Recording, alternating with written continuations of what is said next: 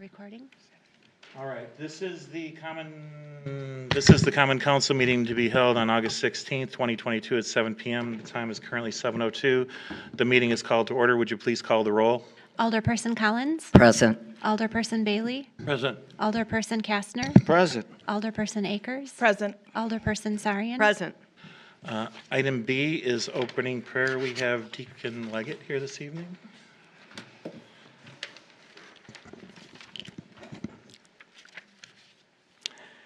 And this evening, we pause for prayer. Lord, eternal God, as we begin this meeting, we do so with the awareness that without your divine presence here at the center of this meeting and also within ourselves, our work would be empty. Grace the members of this common council with your wisdom and vision, as they seek to represent fairly and well all those who have given them this task. May their personal faith give them the strength to act honestly and well in all matters before them. Heavenly Father, we give you thanks for this day and ask for your blessings on all of us. We also pray for our citizens, our firefighters, our police. We pray for our school-age children who will be returning to start a new school year. And lastly, dear Lord, we continue to pray for world peace. All glory be to you, loving God, as we await your new day tomorrow. Amen. Amen. Item C is the Pledge of Allegiance. Would you please join me as we go through the Pledge of Allegiance? If you'd remove your hats, I'd appreciate it. I pledge allegiance to the flag of the United States of America and to the republic for which it stands, one nation, under God, indivisible, with liberty and justice for all. Okay, moving along, I'd entertain under item D, approval of the July 19th, 2022 minutes. Motion to approve. I'll second. Second by Alderperson Collins, all in favor? Aye. All opposed, motion carries. Quickly under Mayor's report this evening. This Friday is our last Food Truck Friday at Conkle Park. Almighty Vinyl will be starting. Promises to be a great concert. I just saw them at State Fair and they were spectacular. We hope that you all make it. Our car show will also be at Conkle Park. I think it's on September 10th. This is the 6th year. I'm excited about that. The numbers continue to grow. We've got some folks helping us this year too that are actively involved in the car club. Tonight we're missing a concert at Conkle Park. And it's to quite be here. full. Huh? It's quite full over there. If we keep our comments very short, we still have a chance to get there. And we're starting the budget, so the budget process is coming through. Just one thing I wanted to say under Mayor's report. It takes net new, there are formulas as to how taxes are paid, right, and raised in the city, right? It's the total amount of taxes that you collect. There's something called net new construction, which is the number that the state uses to provide what the levy limit is for the city and its ability to raise the total levy that it can collect from all the citizenry. It takes about 3.4%, 3.2 to 3.4% of net new construction every year to be able to pay the money that we need to just to pay for raises, because most of our employees are police and fire and still collectively bargain. That's a 2% raise, and to adjust for health insurance increases every year. Our net new construction this year is 1.3%. Which means that we're starting off this budget about $500,000 in the hole, right? And we figure it out every year, right? We figure it out.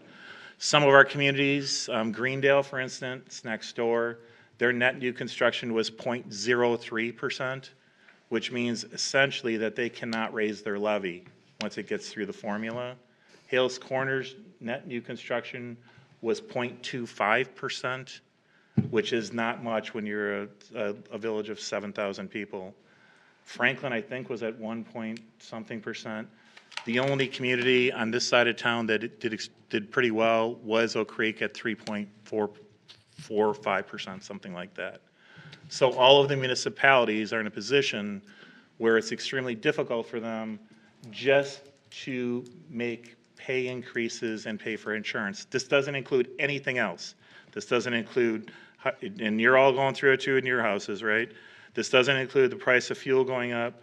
This doesn't include the price of dump trucks going from about $157,000 to about $260,000. This doesn't include $250,000 of police cars every year that we kind of burn through, right? It doesn't include any of that stuff. So I want you to all be cognizant of it.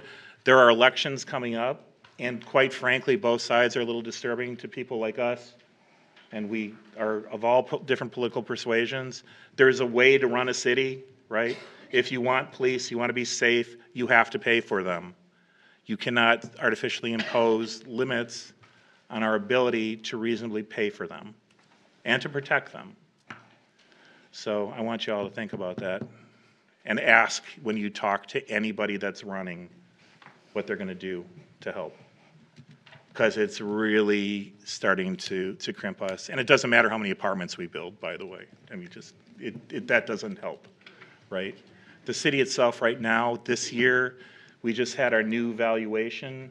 We are now a $4 billion city of total taxable value. So to get 3% of $4 billion is, I don't know, it's a lot. It's more than we do, so, all right?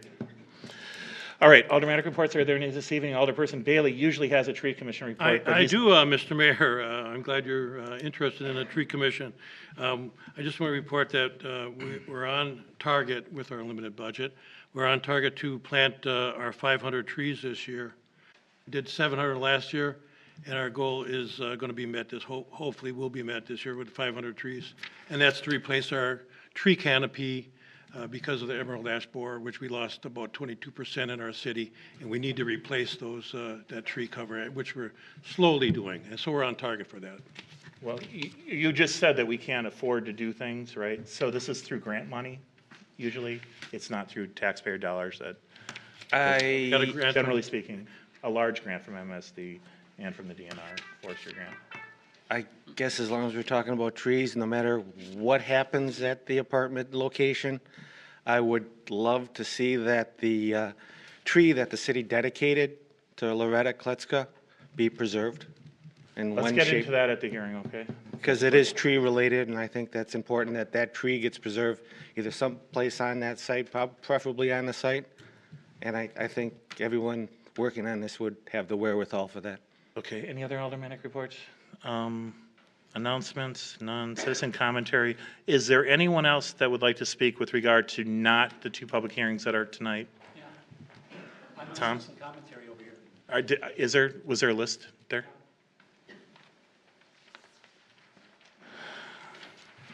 Sorry. Really efficient on picking up the pace. Well, you know, like typically. Have any to give us? Former alderperson Tom Piotrowski, 4801 South 94th Street. Is the mic on? Is it? Thanks. Okay, good to go? Yep. Okay. I could be at home watching AGT, but I am one of the billions that watch this on YouTube. So here we go. My first address is going to be to the Common Council members. When I was a council member, I was collecting WRS, and I'm still collecting WRS. I get $350 a month from the WRS, from the retirement system, which is really huge. None of the other ones of you, other than Alderman Kastner, is still on WRS, and that's a huge benefit. And and you can contribute to that too, because you can add to your savings to even make more money at that point. The other thing that happened with the council is the fact that the mayor gets a 2% increase in salary with the non-reps when they come up for negotiations, and it's like the council has not been getting anything. And it's just like it's a paltry $6,300 that this council is getting in the salary each year. And these are the people that actually decide on what's going on in the city. They're the ones that either vote A or nay to everything that's presented in front of them, and the mayor will tell you over and over again, he does not vote unless there's a tie. And I really suggest that the council take it seriously. I know these are hard times, but, you know, I knew an engineer that once was here, and he gave up part of his salary. He says, no, that's paying too much. But on the other hand, the work that the council members do is just incredible. I don't think that they're given enough credit on the activity that takes place at home, the phone calls, and all the other things that go on. Okay. The next item that I have is public hearings. And it reminds me of the last public hearing that took place over here off the 92nd with the Cobalt development. And there were 50 residences that were notified, 50 addresses. And out of the 50 addresses, there were people here, I counted roughly a little under 30, which is over half of the people. And over half of the people voted, no, we don't want this. And this is one thing where the citizen comes to participate in democracy and hoping that their voice is heard. It was not heard. It was like, they have to live next to these developments. You know, this is their life, this is their quality of life. And they see it diminished, yeah, and then all of a sudden the vote goes the other way, and yeah, we're gonna have apartments over there, and yeah, good for you. You know, it's just like, the thing that really bothers me, I noticed that the apartments aren't sent a notice for a public hearing. What happens with that is the notice goes to the developer or whoever the landowner.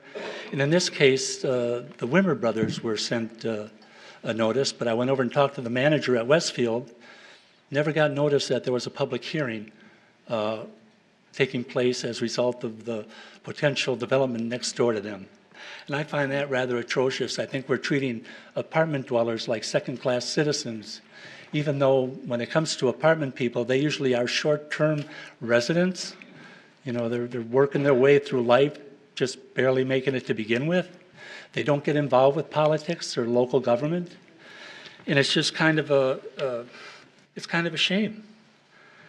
I find it's just amazing. And I've only got a couple more items here. The next one is, why is Cobalt writing a PUD for the city? I find that just totally remarkable. I find it that that's kind of like the lobbyists writing corporations' laws for them. And it's just like, yeah, I think that we have the talent here to decide what we want and how we want that PUD to be described for us, not for Cobalt to decide for themselves what they want. Okay. Then my last item here is going to be about the next public hearing that's in the making here tonight. And I watched the Planning Commission meeting. I was one of the billion people at that time, too, that were talking about this particular issue. And they were talking about park fees. Oh, yeah, we can get park fees. But the thing with the park fees there, they don't have to be spent at Conkle Park. They can be spent at any park throughout the city. And one thing that I'd like to mention, there are 2 Section 8 housing complexes in Greenfield, and one of them is adjacent to Conkle Park. And since Conkle Park's inception, there's been over $400,000 of community block grant money that's been spent on Conkle Park. You know, so people are, you know, we talk about, oh, we don't want low-income people here. We don't want, you know, these degenerates or whatever they are. But when I was born in Greenfield here. I was born in a hospital, of course, but we lived in our basement while my father was building the house. We'd never get away with that today. You know, and it's just like we moved up to the second floor or the first floor. We lived up there. The house wasn't complete. Yeah, life has changed for all of us. That's my final say. Thank you. Thank you. Is there any other citizen commentary this evening? Please, we have to, and I'm not trying to be, so when I admonish you for clapping and sneering or laughing, just understand that we need to kind of get through this, and let's try to be as professional as possible. Any other citizen commentary? Moving along to public hearings. We have 2 public hearings on the agenda tonight. These are quasi-public hearing decision-making processes. There's someone that presides over the public hearing, which is typically me as the mayor. I don't vote unless there's a tie. There are 5 alderpersons that make a decision based on the public hearing, based on the information that's before them and other information that they may have gathered talking to staff or whatever before that, but generally based on the comments here. Okay? The first one, and I know you're all here for the first one, not the second one. Do you have that right? He's here somewhere, right? They're over there. Okay. So you can, you're cool. We'll get you There in are a second. seats if they want to. There are some seats over here if you want to sit. And if you're here to talk about the park issue, if you could pick up a pink slip and fill it out, that would be great. And if you could bring them down in the end, that would be great. If you want to register for, against, or informational purposes to speak or not to speak with regard to any of the proposals, just fill out the pink slip and send it down there. So I am not presiding over the second public hearing this evening. I have made a decision that I cannot, I'm supposed to be impartial when it comes to presiding over public hearings. With regard to the second hearing, I cannot be impartial. Alderperson Sarian will be presiding over that public hearing. All of them are impartial, I think, or have been to this point with regard to the proposals that are before them. The way that, and I want to just kind of go through some of these rules because I've done probably hundreds of these things. The way that it's going to work, and probably not so much for the first one, but for the second one, we're going to go through the people that have questions, which are for informational purposes only, on the pink slip. That's an opportunity for someone to come up to the microphone. You will have to come up to the microphone. You will have to say your last name, your whole name, but spell your last name and provide your address, because a lot of times we can't read these things. And if you have a question under information only, you should ask it. You won't probably get an answer right away, but the gentlemen that are here from Ogden have legal pads or phones or are writing notes, right, that they can answer those questions afterward. Okay, does that sound fair? After, for informational. Then we will go to the people that are either, it's up to her, for or against, right? Typically, during most public hearings, now, to be honest with you, this is probably the largest public hearing that I've presided over in 17 years. But you're not presiding. You're not And presiding. I'm not presiding over it, which is why I bailed on it. But typically what happens during the public hearings is we read every email, right? And there is a stack of emails. So I think it's up to Alderperson Sarian, but I think in her discretion, she'll probably summarize them. Okay? That probably makes sense. We're going to go through the people that are going to speak. So if you and this is an example, if you and your wife are here, right, and you both feel exactly the same way, and the one that talks a lot goes first, right?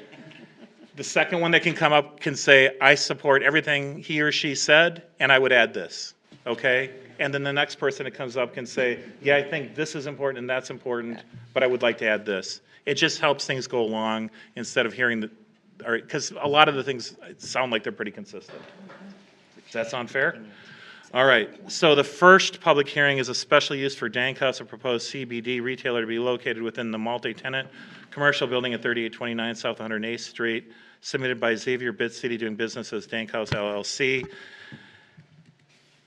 It's being asked to approve a resolution for a special use permit for Dank House, the retailer at that location, and to approve the site plan review for the parcel. Christy. Thank you, Mr. Mayor. This application is for a special use permit. The applicant is proposing to lease about 1,500 square feet of tenant space within the multi-tenant commercial building, frequently known as Grandpa Frank's building at the southwest corner of Highway 100 and Beloit Road. The business name is Dank House, which is a CBD retailer. They would offer CBD wellness products such as lotions, gummies, seltzer drinks, flour, CBD products for pets. Their proposed hours of operation would be 9 a.m. to 9 p.m. daily. When visiting the site, staff recognized a few site improvements are needed. The Plan Commission recommended within 1 year to do parking lot repair and also to restripe the parking stalls on the property. And then they also recommended some immediate repairs prior to occupancy. Some of that was there was a lot of garbage and just product laying around on the outside, and that has since been cleaned up with a visit being done today. But we do still ask that the light heads be pointed down in the parking lot. The example picture is shown here on the screen. That's a very typical requirement. The Plan Commission reviewed this application on July 12th and recommended denial.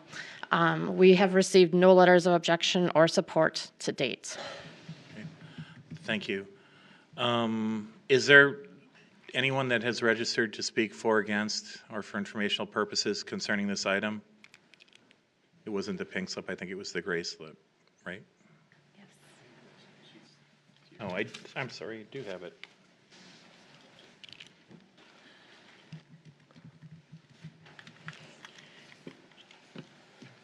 Speaking in favor but not speaking are Cody Hernad, Hernad, who's representing Xavier Bit City. Is he here? Need your address. Martina Walters, also representing Xavier Bit City. Zach Rowe, R-O-W-E, representing Xavier Bit City. And Bob Knackert, the owner of the union, will speak if there are questions. You're the property owner, right? Okay, yes. Right? We're just renting out one of our spaces. Yeah, we need to get work done on our parking lot. Meeting with Merit Asphalt tomorrow at 1:30. It just took a beating this past year, and Okay. And you understand that you have to, they're recommending that they change the lights if this passes, to bring the Right. lights down? Okay, although they've been at that height for like 38 years. okay. Are we talking about the height, or are we talking about the angle? Angles? Just the angle, not the height? Right. Okay. Okay.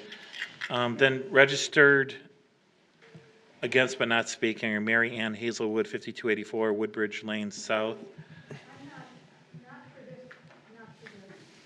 You're not for, it's not for this one, it's for the other one? Yeah. Okay. Sorry about that. Okay. Then I have a Robert Rantanen, 4345 South Placid Drive, registering against but not speaking. Is that also for the other item? Or this one? For the other item? For the park? Okay. Don't. This one, it's a repeat. Oh, it is a repeat? Okay. All right. Is there anyone else that would like to speak for, against, or informational purposes concerning this item? Is there anyone that would like to speak for, against, or informational purposes concerning this item? Motion to close the public hearing? Motion by Alderperson Kastner to close the public hearing. Is there a second? Second. Second by Alderperson Akers. All in favor? Aye. All opposed? Motion carries. I'll make a motion to approve the resolution for the permit for Dank House and approve the site plan review for Dank House as proposed and accepted.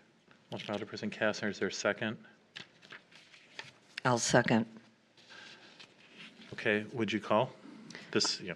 Alderperson Collins? Aye. Alderperson Bailey? Aye. Alderperson Kastner? Aye. Alderperson Akers? No. Alderperson Sarian? Aye. Motion carries 4-1. Item B is approving the site plan, which includes items that would be part and parcel of the special use. Yes. So I'd entertain a motion to approve the site plan review and the requirements therein. You're nervous, aren't you? I'm nervous. Because that was my motion, to approve both. Oh, it was? Okay, then never mind. It's done. Am I correct, I Jennifer? thought it was just the first. I only called on the first, but We have to. I'll make a motion to approve the site plan. Okay, and I'll second. okay, motion was made to approve the site plan review. All in favor? Aye. Opposed? Motion carries. Kastner made the motion. I'm Collins opposed. made the second. What? I'm opposed. You're For the site fixing plan? the property. Well, I'm just The site plan. consistent is Alderperson what I Akers am. against both items, okay. So duly noted. Moving along to item 2, the public hearing on an ordinance to amend the official Greenfield zoning map by rezoning the property located at 5401 West Layton Avenue from C2 Community Commercial District to PUD Plan Unit Development District, PUD 4. This would be, they're seeking to, 1, approve an ordinance to amend the official Greenfield zoning map by rezoning the property located at 5401 West Layton from C2 Community Commercial District to PUD Plan Unit Development. B, approve the site landscape and architectural plans for Verde Terrace Apartments, a proposed new construction multifamily housing development to be located at 5401 West Layton Avenue, submitted by Michael A. Testa, doing business as Ogden and Company, and Jonathan Ross, doing business as Ogden and Company Investment Partners, LLC. Tax key numbers are as listed. The second item, approving the site landscaping and architectural plans, would not be necessary in the event that the first item didn't pass. With that, I am passing the gavel formally to Alderperson. You know what? You want to sit there? Do you mind if I do sit there, because your chair is higher than mine? I do that on purpose. New chairs were in our budget for the last 5 years, but we have yet to get them. The mayor Take your did- spot. Mayor did say Take it's your not just new chairs. I'll go sit down there. No, sit next to me. I don't want to sit I next to need you your anymore. help. I need your help. Can I ask a question to the city attorney? Do we vote as a council to give the chair back to Mike, or is that at his will? Okay, well, I'd like to say that I am chairing this, but I would like to vote at the end of the chairing of this. When the public, so it was my understanding that when the public hearing closes, that I would resume the chair of the meeting and I could call the items. And when will you be able to address the group? When will I be able to address the group? Can you what- interrupt at any given moment? I'm not going to say a word. I've already said lots of words. Unless I give him permission to speak. I think it would be the permission of the entire council. Pardon Because me? he's the same as the audience. Pardon me? He would be the same as the audience.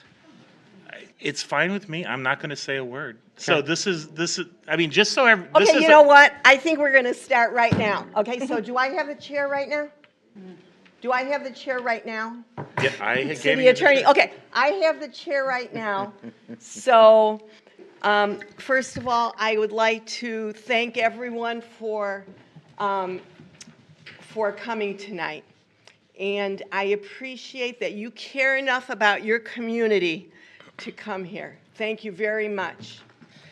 I want to say that I am going to give everyone the opportunity to speak because we all want to hear what you have to say. But like the mayor said, if someone else says something that that has said something that you're going to say, be respectful of the time. I know we don't want to be here past midnight. Hopefully we'll leave before then. So just use your common sense. Say succinctly, shortly, what you'd like to say, and then the next person will speak. Okay? Are there any questions about that? Okay. Yeah, start with Christie, John. Christie. So, Citizen. first, She gives a presentation. Christy is going to give your presentation. Thank you. Thank you, Madam Chair. My portion of the presentation is going to focus on the technicality of the ordinance and rezoning. And then I would, if the chair is okay with this, I would like to turn the presentation over to Ogden, who will be the best presenter of their proposed product. Yes, thank you. Okay, thank you. So here's the 5-acre site. Everyone's very familiar with the former River Falls Family Fun Center on Layton Avenue. And this parcel today is zoned C2 Community Commercial District. The city of Greenfield, every single parcel in the city, in every city is zoned a particular zoning district. Every municipality has different zoning districts, different names, different levels of zoning. And this particular product is zoned just a general commercial zoning district.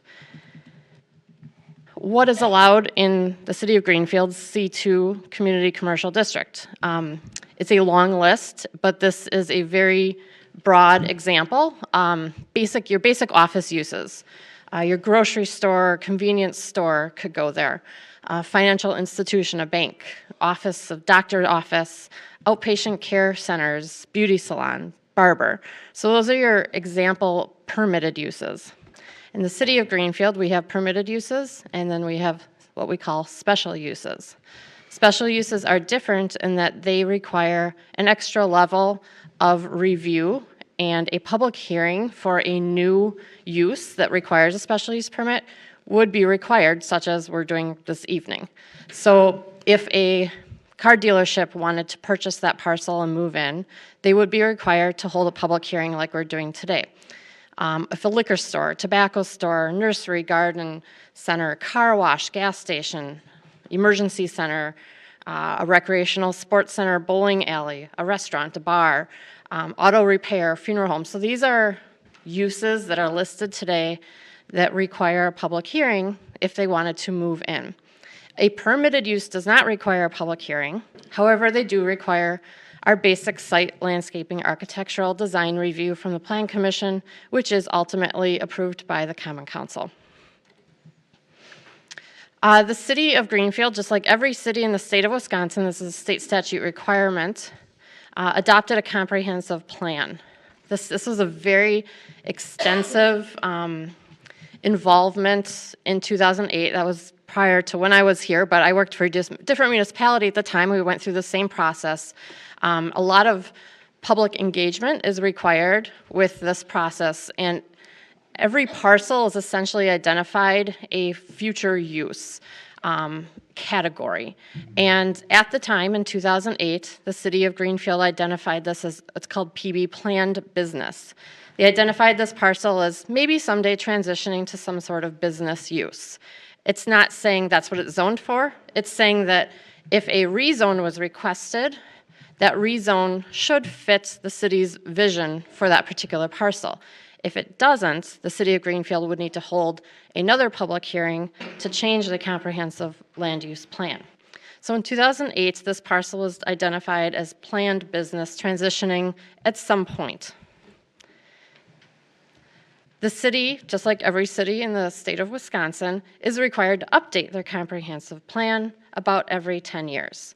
And that's just an opportunity for the city to reanalyze. A lot changes in 10 years.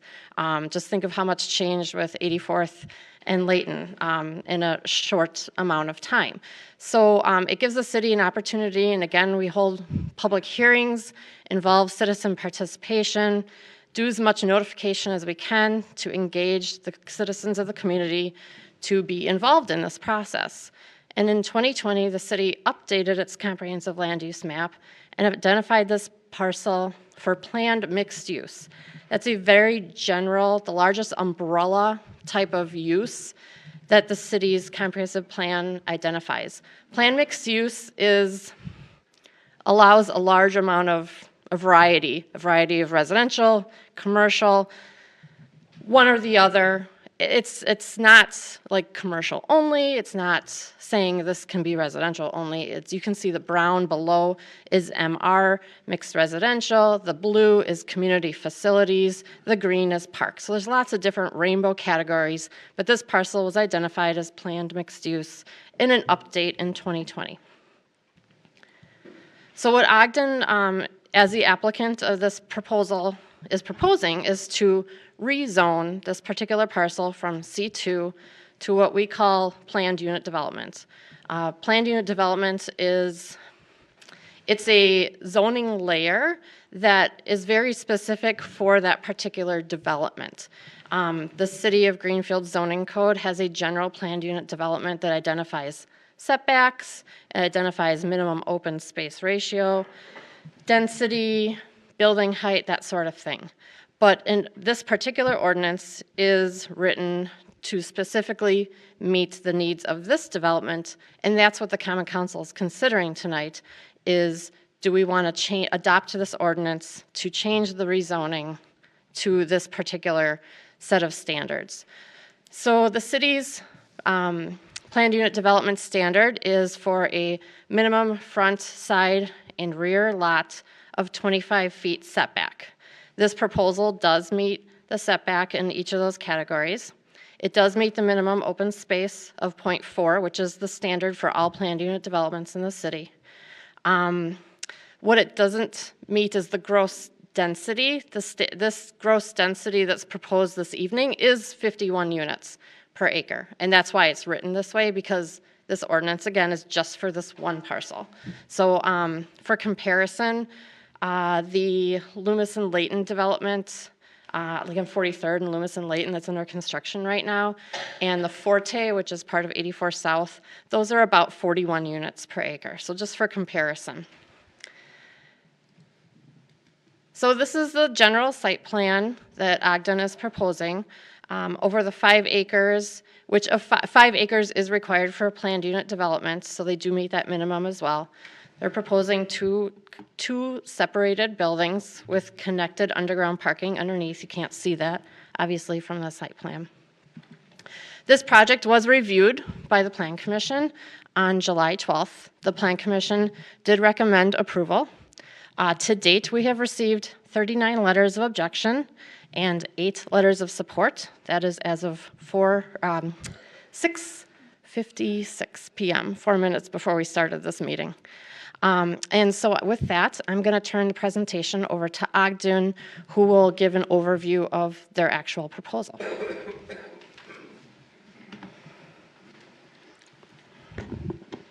Good evening.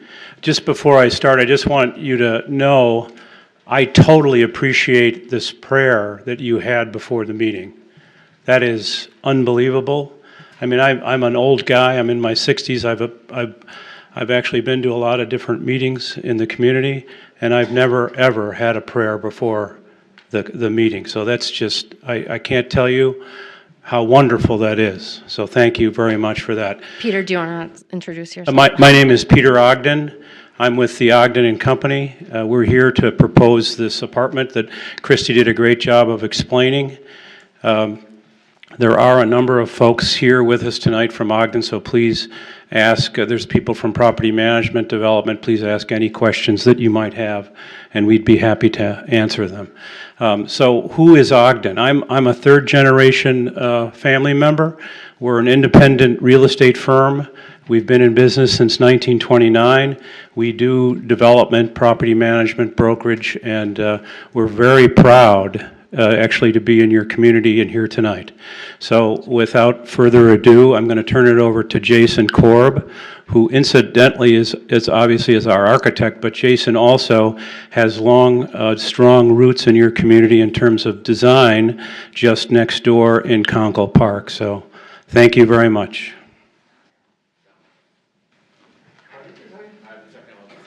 What did he design at Conkle Park? We'll talk about it in a minute, thank you. Good evening, my name is Jason Korb with Korb & Associates. We're Ogden's architecture firm, and as I wrangled with the technology, this is the slide that was supposed to be up while Peter was talking, so it just speaks to a little bit about their breadth of experience.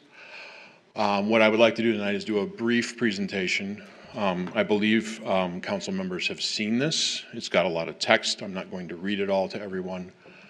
But we would dive in because I know there's going to be a lot of commentary afterwards. So as we know, the River Falls Fun Center has been closed for some years now. And I believe, as I understand it, that current ownership has no real intentions of reopening it. And as such, they put the property up for sale. Christy did a good job of mentioning what its current zoning is and sort of what its proposed use is under the comprehensive plan. So here's just a very quick snapshot of the comprehensive plan. The site is circled in the center and again is proposed as planned mixed use. What we did was we studied the comprehensive plan. And again, I'm not going to read all of these to everyone, but I did want to hit on a few high points that are explicitly called out for this use in the comprehensive plan. I would direct your attention to item 4, which is encourage residential development connected to parks, schools, and other community facilities. And this site, we feel, checks all of those boxes. We are across the street from a number of city facilities. We're obviously adjacent to the park, and we are very close to the high school. I would point your attention to item 7, which is discussing reducing or waiving parking requirements for multifamily. That doesn't mean that we would be irresponsible with the amount of parking proposed, but the city's current parking ordinance is 24 years old, and things have changed a little bit since then. And then the last point, just in general, is that it calls for the development of high-quality multifamily housing. So those are the sort of the 3 high points that we feel like we're hitting on here. So we did studies of this site from pretty much every angle you can imagine. And so from here, we are looking westward down Layton. So the proposed development is in the background. Conkle Park is in the foreground. And so we can sort of see the development in scale with Layton Avenue, with the park. And we see a little bit of the city facilities starting to appear on the far right of the slide. But here we are with the development in the foreground. So we see, again, the development in relation to the park, to some of the city facilities, as well as to Honey Creek. And Honey Creek acts as a nice buffer between this proposed development and the multifamily buildings to the south. Immediately to the east of our development is the 2 baseball diamonds for Conkle Park. Christie did do a pretty good job of describing the site plan. Again, the goal in the site plan was to have as much green space as open space as possible. So there's a walking path around the perimeter of the property that connects to the sidewalks. That is partly there due to conversations that we have with the fire department. That is the level of infrastructure that fire wanted to have to get around the buildings in the event of an emergency. Most of the parking is contained in basements underneath the building, and we do have a surface lot in the center of the property. And again, in green are sort of like the high points that we're wanting to sort of hit on here. Christie mentioned Forte. The original proposal from Forte was actually, and they reduced it after its initial approval, was 48.5 units per acre. They did downsize that development after its initial approval. So we were very much in line with what was originally approved there. Our parking ratio is about 1.6 per unit, which is higher than 1 parking space per bedroom, which is sort of the absolute gold standard in sort of suburban multifamily developments. And this is sort of mentioned in the comprehensive plan that the numbers should come down. The percentage of indoor parking as required is 50%. We are at 69%. Again, nobody really likes to look at surface parking lots. And then the green space requirement was 40%. As Christie mentioned, we are exceeding that by approximately 15%. The reason that I'm in the room tonight, and my colleague Randy Wilhelm is in the room tonight, is that a few years ago, we were engaged by, through a different consultant, but engaged by the city of Greenfield to do some work at Conkle Park. So we were partly hired because we sort of know the immediate area very well. And we designed 2 pavilions for the park, including the Amp House, which is facing the band shell. And my understanding is that has been, and my colleague Randy has been there a few times for events, and that it's been very popular, as the park is in general. So that's sort of how we got started working in the city of Greenfield. So looking at the setbacks, again, I'm not going to read these to you. As Christie mentioned, we exceed all setback requirements. We've buried the parking. And another important thing to note, which we're about to dive into, is that the topography of the property, as you go west from Conkle Park, starts to dive down towards Honey Creek. So the property is actually about 12 feet lower than the high point of Conkle Park, which helps minimize the bulk of the buildings. And so we geolocated the building, which is a fancy way of saying we put it into Google Earth. And we sort of did shots of the building from various points, in particular from Conkle Park. So this is a shot standing basically at home plate at the west-facing baseball diamond. The trees that you see there are existing, and we believe are far enough into the setback that they'll be okay. In addition, our landscape plan calls for the planting of additional trees above and beyond what you see here to provide additional screening from the park.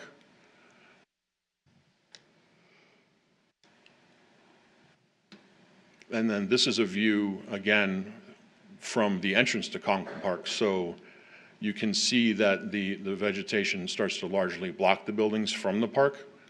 And so this is a telling shot. And again, we intend on planting additional trees above and beyond what you see here.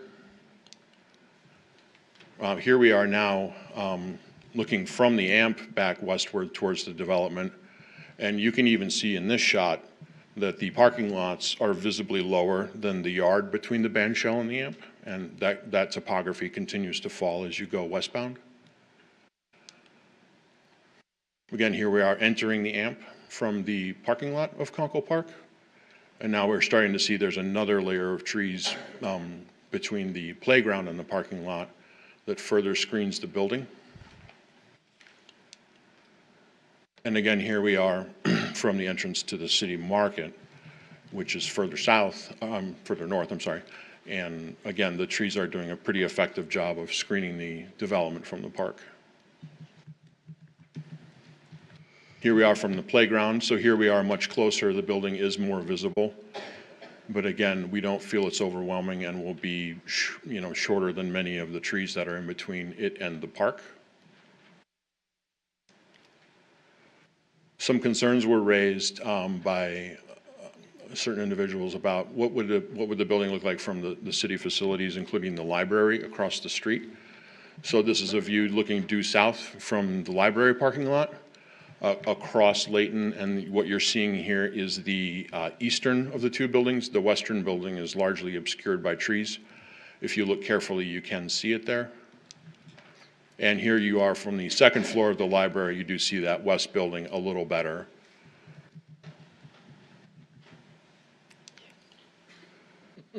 So really what we're trying to do here is a Class A development, which, and again, I'm not going to read all of these, but these are the proposed amenities that the development will offer, these are almost, in 2022, almost must-haves for Class A multifamily developments, whether they're urban or suburban. And the density that is being proposed supports all of these amenities. And again, not to dive into the numbers too much, but the building is heavily weighted towards one-bedroom and den apartments. I mean, the goal here is to get young professionals into the city, and hopefully they love it, and hopefully they stay and eventually buy homes here. So you can see the summaries at the bottom. Again, most of our parking is indoor. We do have 129 surface spaces, and again, 1.6 parking spaces per dwelling unit.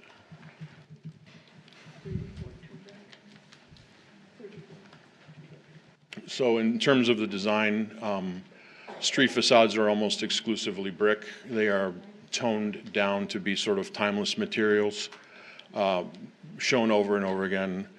Even in Wisconsin, people love balconies. People love big windows. Those are provided here. You can't see it very well here, but there are a few pops of color here and there. Those are basically paint. So as styles change, the buildings can be refreshed, but the permanent materials are sort of a timeless color. This is sort of almost a cream city brick that we're proposing here, primarily on the street facade. So we're standing right on Layton here, looking south and west from the street. And again, the courtyard that is primarily parking is heavily landscaped. So the idea is we're screening cars from the street and frankly from the buildings as much as we can. And here's another shot from that courtyard. So we're looking back at the east building. The amenity deck that you see, which we'll see in a moment, is raised up half a floor. And then the building is a U shape that wraps around it. Actually, this is the west building. And then on the east building, on that raised amenity deck, we do provide a swimming pool. Again, not to belabor all the amenities, but all sorts of outdoor activities are provided on the amenity decks of both of these buildings. And here's just another shot of that amenity deck. This one is the west building looking back towards the east. And that is our brief presentation. So, thank you. Okay, is that the end of the presentation from Ogden? Okay, thank you. Okay. So now I'm going to go through the pink registration slips that you filled out. The first group I have are the people who registered but do not wish to speak. If you do wish to speak as I go through your name, just tell me, and we'll figure things out. The first one, Mary Ann Hazelwood. Do I have to read the address? Do you want me to read the address? I should? Okay. 5284 Woodbridge Lane South. She does ask a question, what about the increased auto pollution?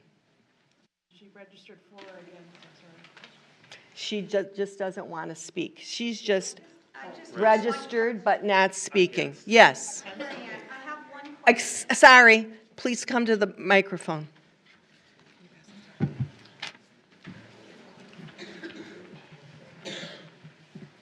I have a question for Ogden. When he was speaking and we're seeing these trees higher than the building, in feet, how high is that building Okay, supposed to be? so excuse me. We're not allowed right now to ask questions they're not allowed to answer. What we're going to do, they're going to remember your question. They're going to write it down right now. And then at the end, after all of you speak, they will answer your question. Thank you. And just because we had the question, just so that everybody on the council is aware, all of this first group that she's reading have registered against, but chose not to speak, at least initially. So, and it's a thick packet. I just wasn't sure if it was for or against. Do it again. She did actually say in the beginning. I figured it'll be. Okay.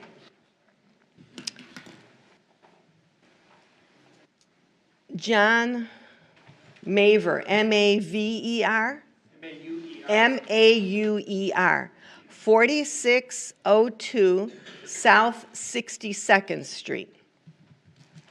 These are all for registered against, but not speaking.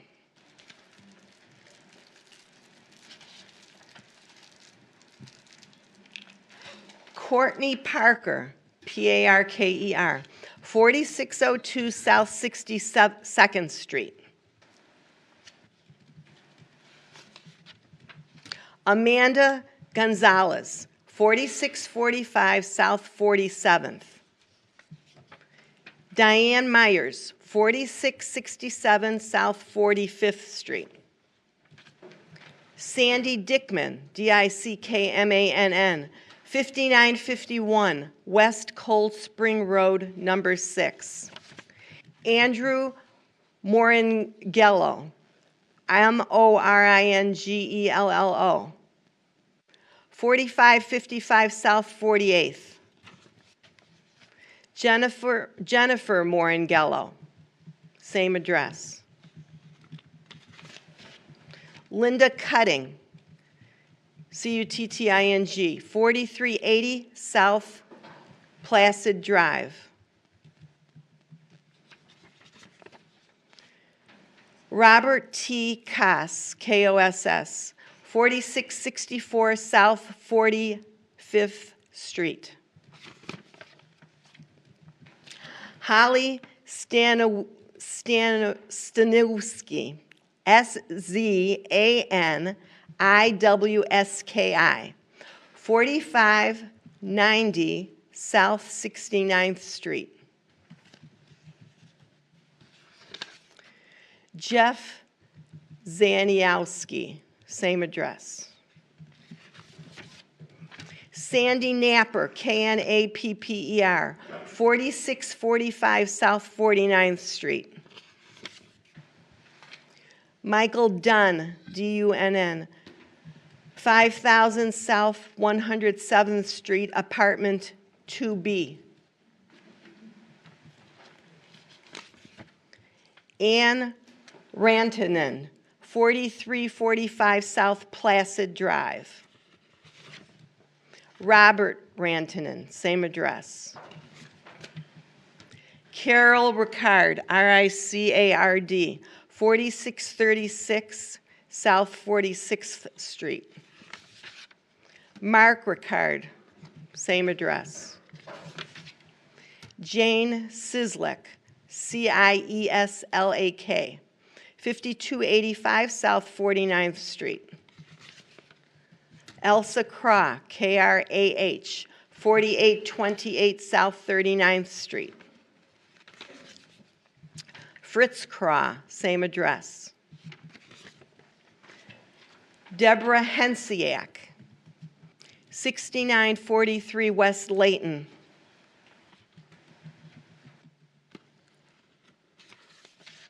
Susan Feely, Feeley, 3223 West Cold Spring Road. Paul Dare, 5417 Wallerton. You're going to have to help me with your name. Paul? It's Dewey, D-U-W-E. D-U-W-E, thank you.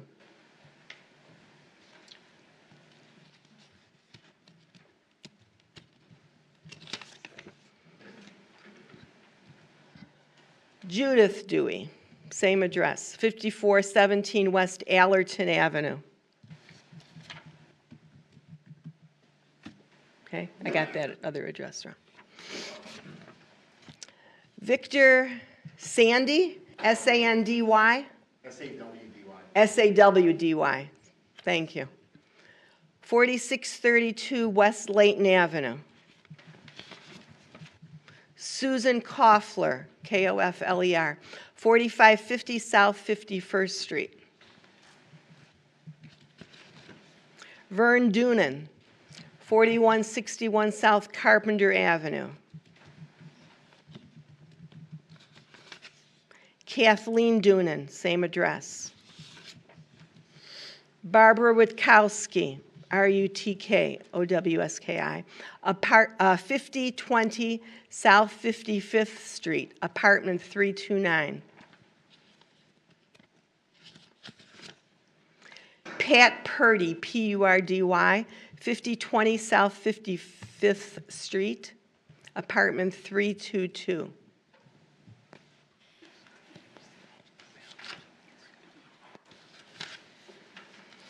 Lynn Friedman, F-R-I-E-D-M-A-N, 4376 South Placid Drive.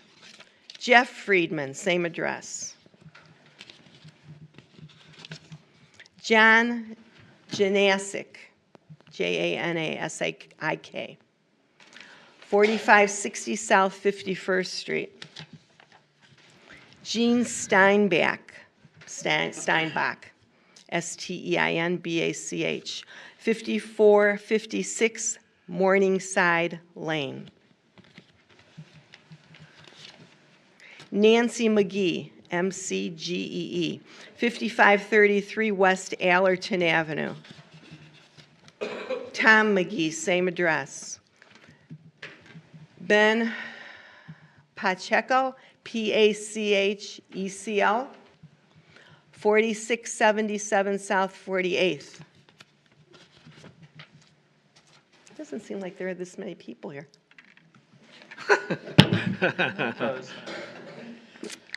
Lester Kowalski, 4940 South Greenbrook Terrace. Maxine Pass, P-A-S-S, 40... P-A-I-S, thank you. 4940 South Greenbrook Terrace. Marge Kruger, K-R-U-E-G-E-R, 4748 South 47th Street. Dale Bruss, B-R-U-S-S, 4953 South 36th Street. Rose Porter, 4920 South 36th Street.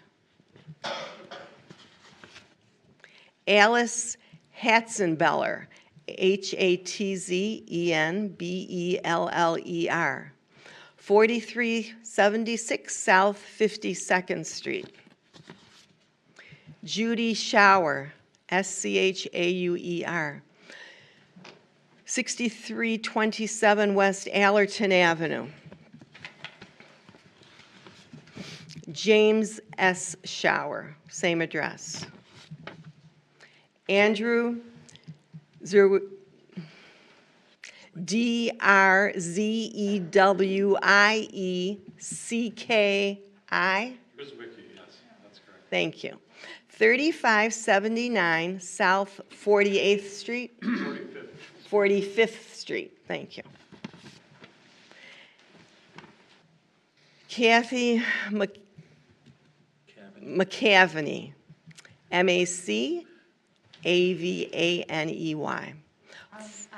would like to speak. And mine was not for or against, but actually, I was hoping to see more multi-bedroom units. Excuse me. Okay. Excuse me.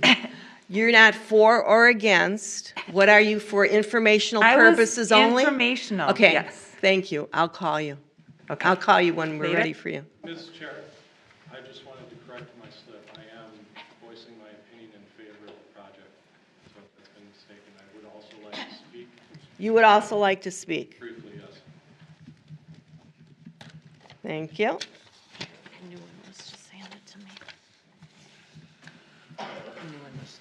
Thank you. Wait a minute. You're speaking in favor? Yes. Okay. And this one's speaking against. And Kathy, you are speaking for information. Okay. So. Okay, so we're done with all of that list. So Kathy, sorry I had you sit down. No, that's So- okay. Thank you for letting me talk. My concern is with the small units. Due to the location, which is a short walking distance from 2 schools, Conkle Park, the library, pharmacy, 2 grocery stores, it would be in Greenfield's best interest to develop the parcel in a family-friendly way. Small apartment buildings with 3 bedrooms at least to give space for families to grow. Our infrastructure is already in place. When families are able to develop roots in a community without the major investment of home ownership, it benefits them and the community as a whole. There's a whole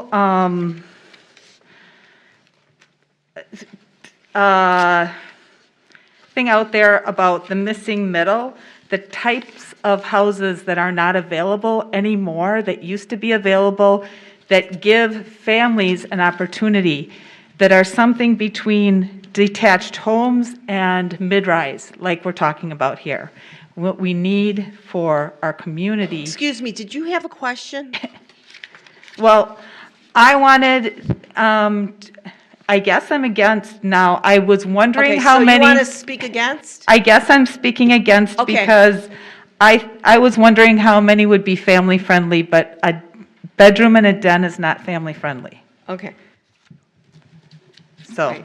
I have my comments written out in case anybody wanted Okay. to see them rather than, go by memory, and articles about the missing middle, the kinds of housing that are needed for families. Okay, so I'm going to put you down for speaking against, Kathy? Okay, thank you.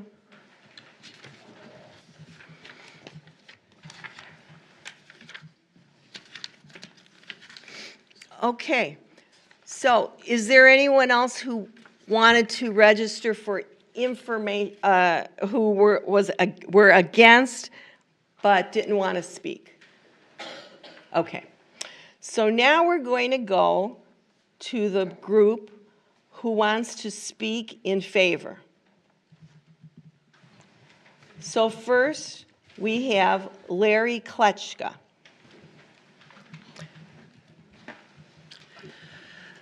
Good evening, and Excuse me. hi, good evening, and I want to thank the council and everyone in attendance for giving me an opportunity to speak this evening. It's a very emotional thing for me to be here. Can you state your name And and I- address for the record? Excuse me. Just say your name and address. Okay. Thank you. My name is Larry Klutchka, and I live in actually 3 hours from here, just beyond Richland Center. Okay, what is your address? My home address is 16850 Okay, thank Hood you. Hollow Lane, Richland Center, Wisconsin. Okay, thank you. Now, Mr. Kletchka, you may speak, but I also want you to know we have your letter that you wrote, and, you seem a little nervous. If you would like, I could read that letter, or you can speak, whatever you would prefer. Well, I'd like to do a little bit of both. Okay. Okay. Shh, shh. I'm sorry. I'm sorry. Please do not interject.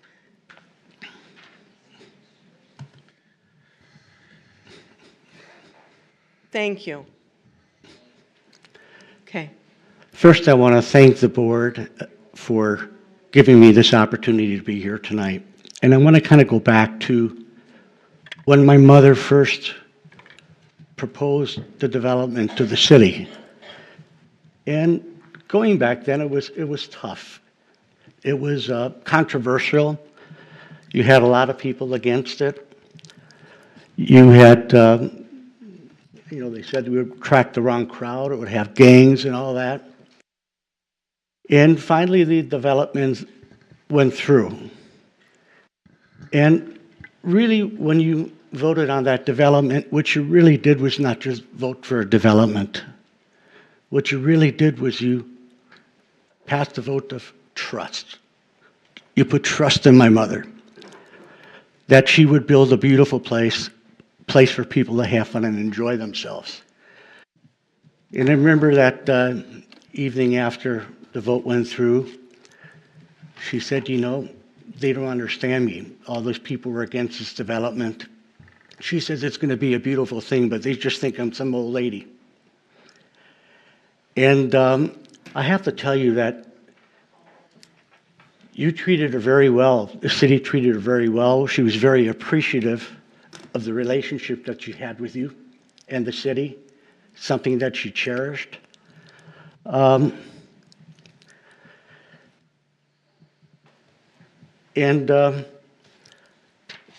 She became a partner to the community. I think she was generous.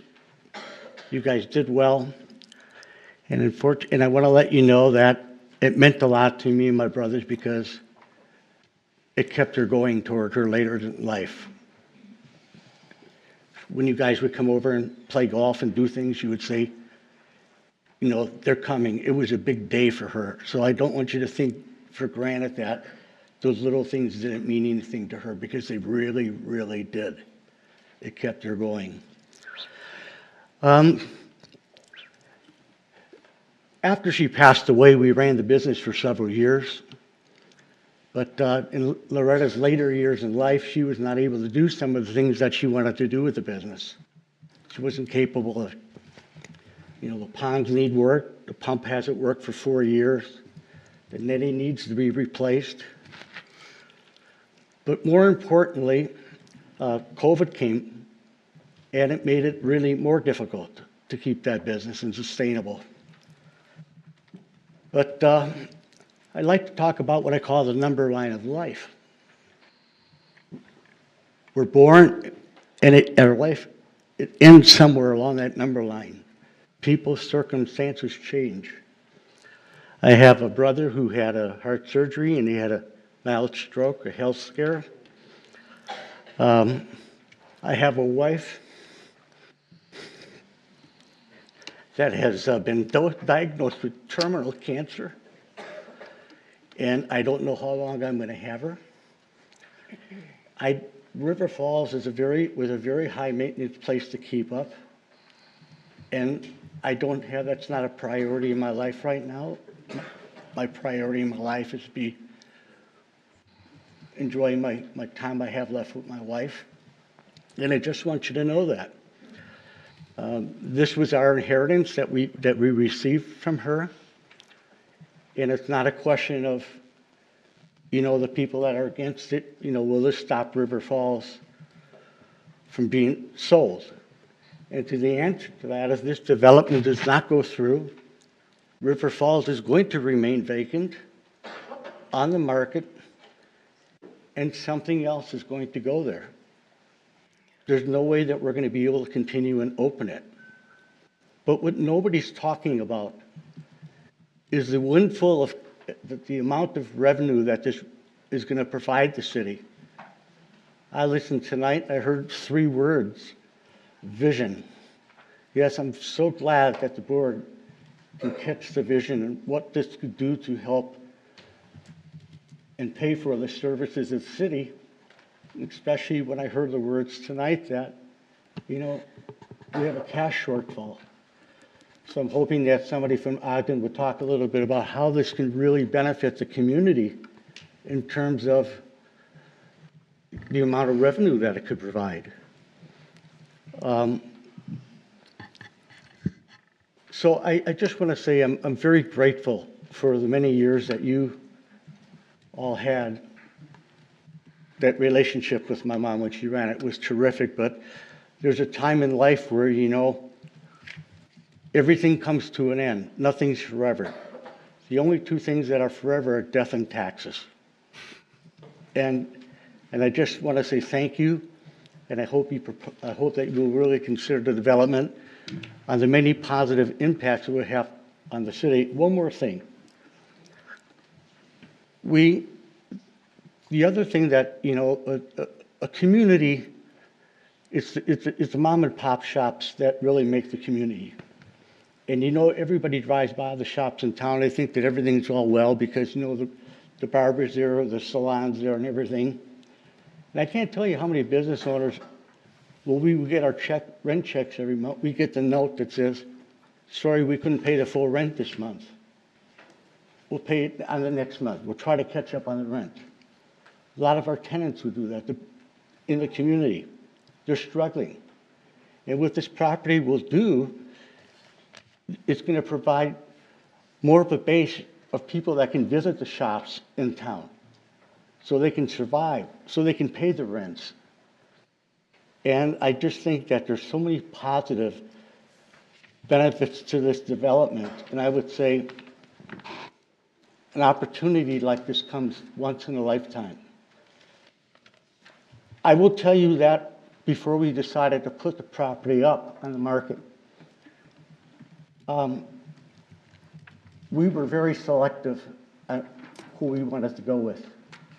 And we wanted to pick a developer that would be able to create something beautiful, and I think they proposed just that. And again, thank you very much, everyone on the board, those in attendance. I do appreciate your consideration. Okay, thank you.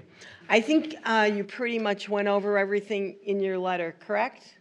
Mr. Kletchka? I think you pretty much went over everything for your letter. Okay, thank you. We have a couple of more letters that I'm going to summarize, letters who are in favor of the project. Okay, so that's what I'm going to do. Finish with those letters. Number 2 from Katerina. Could I please speak if that's all right? Instead of the letter? Sure. Go ahead. Hi, everyone. I'm Kat Jokic. I live in 3344 South 76th Street, Milwaukee, Wisconsin. But my connection to Greenfield is actually because I went to school here. I was an open enrollment student, and I live right on the corner of the border. So I went to Marquette, and I graduated, and I actually learned about this project because I was doing some freelance work for Ogden, and I was looking at some of the images, and I thought to myself, this is a pretty good idea. Right now, I'm sure, as you guys know, that Forte is the only place that someone who wants more modern living, who's younger, can go and get an apartment. And it's tough because you want to stay in a community that's outside of downtown, that's a little bit more friendly. But there isn't much there in Greenfield yet. And I love this community. I mean, I was like class president. I went to Dan Jansen every summer. I go to COPS, I think, still probably twice a week. And so I really love all the the things that this community has to offer and all the people.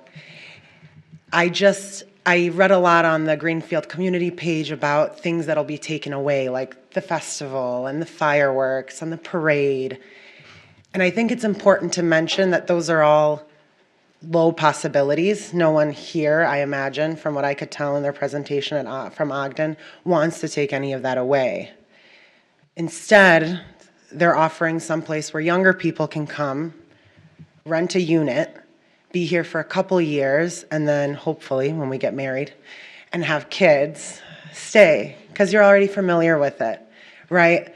Otherwise, me and a lot of my peers have to go to places like New Berlin or Muskego or stay downtown, and then my money goes there to the hairdressers, to the restaurants, to all the places that, everyone here, their businesses thrive off of. And so, that was really just the point of my email, but I just wanted to voice that as someone outside of Greenfield, I think it's really important to create something that will draw more of a younger crowd in that can then replace, some of the, I think people are a little apprehensive to come here because of the fact that there isn't anything new. And I think it's a great community. I've loved it for a really long time, and I'm really glad to have gone here. So that's all I have to say. Thank you. Thanks. Next letter, support number 3, from Heather Dorfler. She's a commercial real estate broker in the Milwaukee area. Multifamily development in this area is crucial to get young professionals like myself to move to Greenfield. She would like to see more housing options for people migrating from downtown, as well as other suburbs and cities. She feels it would be a catalyst for future development of restaurants, retail, and other local businesses. It will provide over $800,000 in property taxes to the city. Support letter number 4, Patrick Casey. It would bring new families and young professionals from the city to this area and grow the community while helping to bring more profit to our city. With Greenfield becoming more popular with all of its shopping, food, and activities it offers, new apartment building will be necessary to offer more variety in living situations. Support letter number 5, Antonio Barrios works at Steinhoffels in Greenfield. A great opportunity for the city. These apartments would attract a diverse crowd to the city, add bodies to our workforce, and bring workers here while paying probably a lot of real estate taxes. It fits our comprehensive plan, and he feels that it will be an asset to the city as we grow. Support letter number 6, Layla Freckman. I've seen this city grow over the years, and she feels that these apartments would help us to continue that positive trajectory by adding high-quality housing that will attract a crowd of young professionals. She's heard about the taxes that exceed $800,000 per year and a park fee over $450,000.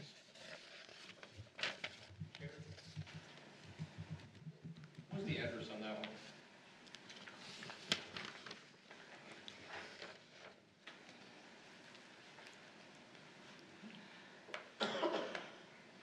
one? Uh, 5025 South 41st Street.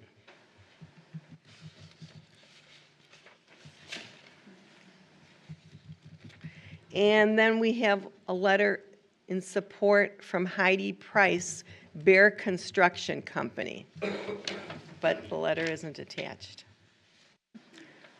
And then we have, the other side? Is that what you said?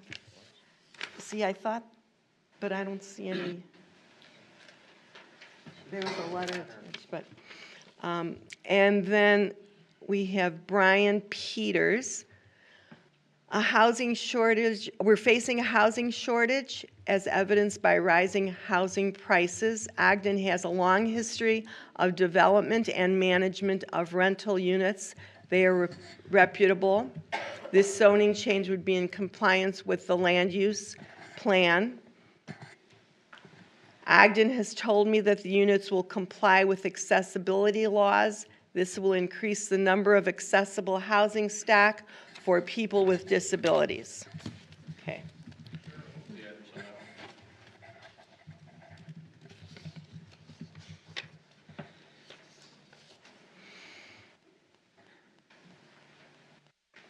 There's no address. It does say that this person is a Greenfield resident. Thank you.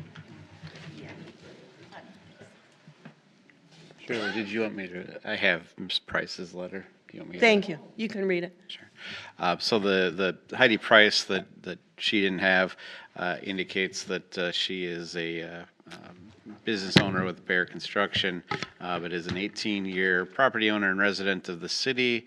Address for the gentleman in the back, 8211 West Botsford, indicates that she's been excited to see the upgrades in the community over the years, and that she thinks that the Verde Terrace project is fantastic and will be a much-needed addition to the area, both financially lucrative and visually appealing. She's eager that it's an apartment community that her 19-year-old son can reside in while enjoying the amenities and the experiences in the community. Will also allow for a greater walk score with Myers across the street, Conkle Park nearby, convenience of shops and restaurants, and fill in vacancies on Layton Avenue.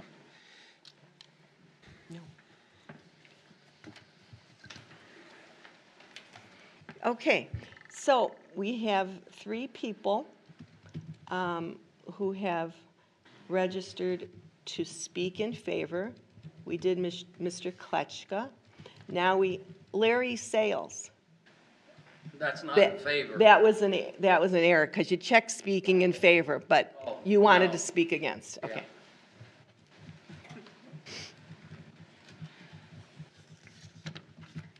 Okay.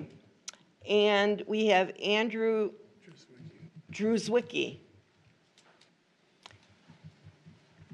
State your address, please. Yes, my name is Andrew Druzwicki. I reside at 3579 South 45th Street, Greenfield, Wisconsin, 53220.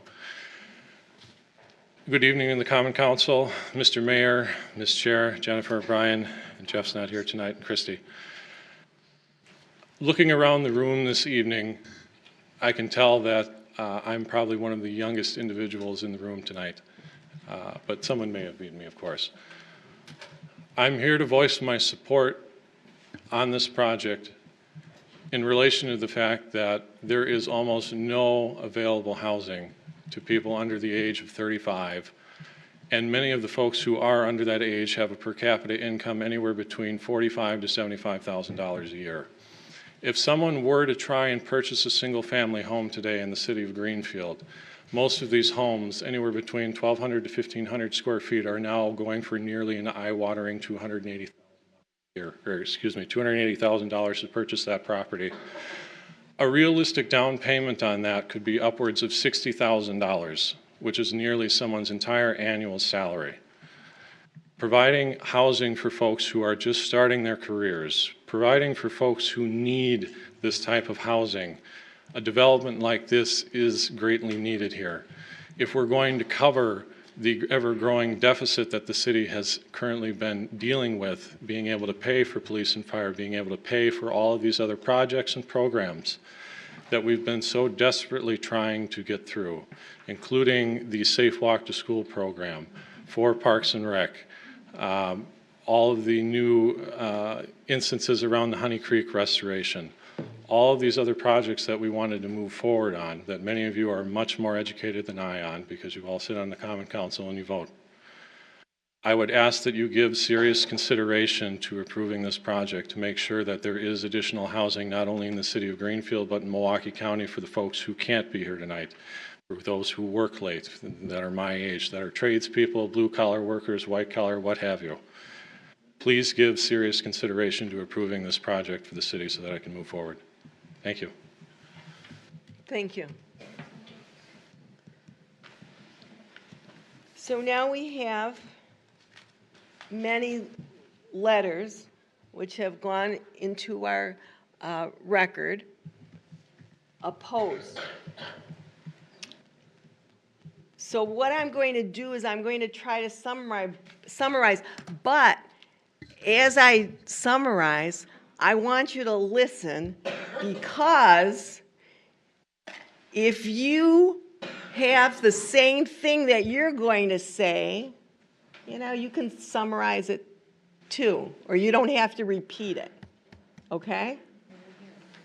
I'm not very good at summarizing, but I'm going to try to. But listen as I'm reading these, so you won't have to repeat the same things. Thank you. And thank you for being such a good audience. I appreciate it. First one, opposed. Carla Jones. Can we reach out and possibly fundraise to provide some monetary startup support to another family center looking to expand their business? Off the top of my head, Prairieville Park in Waukesha would be a good possibility, providing they would be willing to expand. With the Waukesha Fun World closing and roller skating becoming popular again, I think this is an entertainment opportunity for the city to take advantage of. It would also be complementary to the turf skate park being built, as it may provide some indoor recreational opportunity during the winter months. Number 2, against. From Paul Stassi, S-T-A-S-S-I. This site is adjacent to Conkle Park and part of a long stretch of properties that provide public access: Greenfield High School, River Falls Recreation Center site, Conkle Park, and Edgewood Elementary School. This proposal would create what looks like a fortress or maybe a prison in the middle. The design is such that buildings abut almost all of the circumference of the site, 4 stories tall, looks almost like a wall. I think it would diminish the value of Conkle Park, as overflow from this complex would lead to crowding at the park. This just does not seem to be the right location for this project. It breaks up Greenfield's main street, Layton Avenue.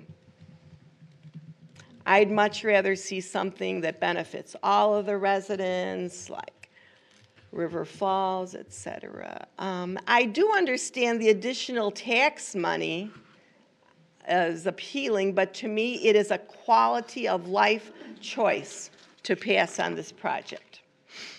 Letter number 3, Michael Gierl.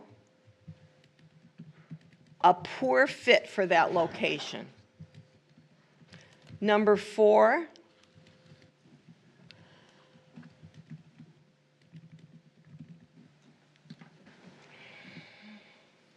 Javier Zamora. Javier Zamora. I moved from Miami, Florida to Wisconsin with my family 2 years ago. Please don't let Greenfield become flooded with apartment complexes. We like to see Greenfield green. We don't want to see Greenfield become like Miami. Except the weather. I thought you weren't going to say anything. Well, Verde's green, I'll actually. give you one chance. He should know. Okay. Letter number 5. Gail Reck, R-E-C-K. Greenfield has so many apartments already, and I can't see us requiring any more. I realize this helps with the tax base, but it feels like the city is prioritizing revenue over the good of residents. With the proximity to Conkle Park, how long will it be before those new apartment residents complain about the noise and traffic from the already established Conkle events and celebrations? Letter number 6, Julie Rome and Dale Rome.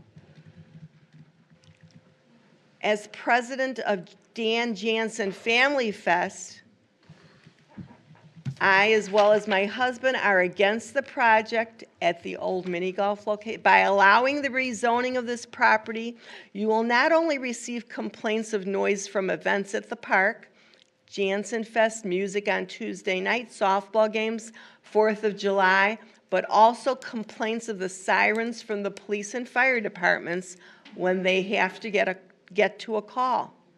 You will also need to add those services to the tax base, as now you will have more calls for service. This will increase our taxes, not lower them.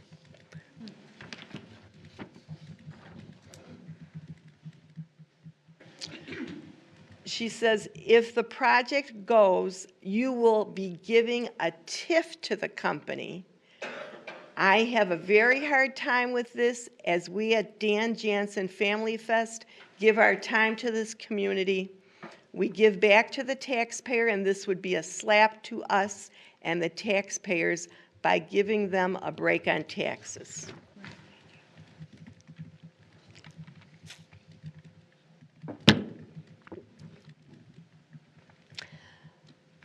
Number 7, Mike Fleischhacker. Fleischhacker. I believe Greenfield has enough apartments. They do not create a warm family-based community. They just say the opposite, a transient cold city. Instead of trying to become a community where people want to move into with their families, they see a cold atmosphere and move further away. Number 8, Tony Sciurba, Sciurba. We cannot understand as well how such a large development would not reduce the quality of life immensely for the area. Quality of life is something to cherish, not to do away with. Number 9, Stacy Ricard, R-I-C-A-R-D. This green space needs to be preserved.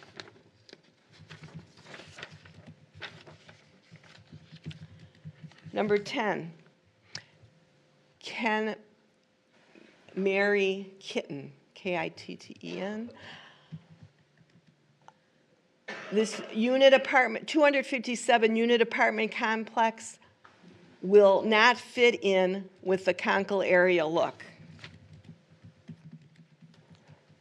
Number 11, Jean Steinbach.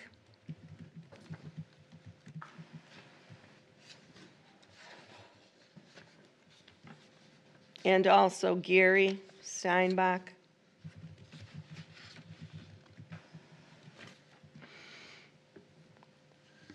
Please give added consideration to conserve and enhance the green space around our wonderful Conkle Park. Talks about a concrete jungle. This just seems like the least appropriate setting for a 4-story apartment building near the park.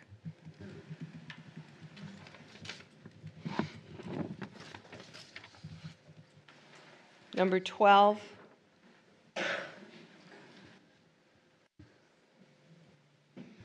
Dan Rawling, R-A-W-L-I-N-G. We need the space on Layton Avenue to be less tall buildings and more community-oriented.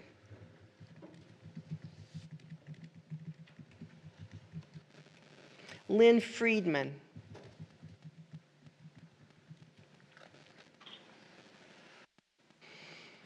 We need more green space.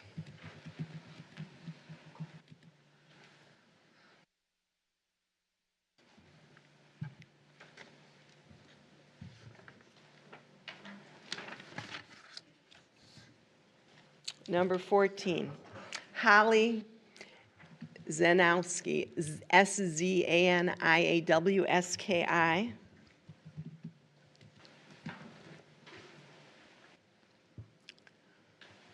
Quality of life has declined quickly. Property crime has increased dramatically. Traffic is a huge concern.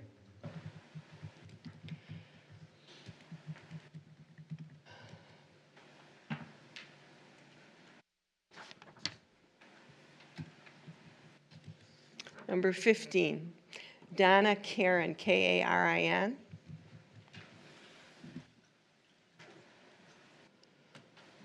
Opposed to the proposed 4-story monstrosity apartment complex.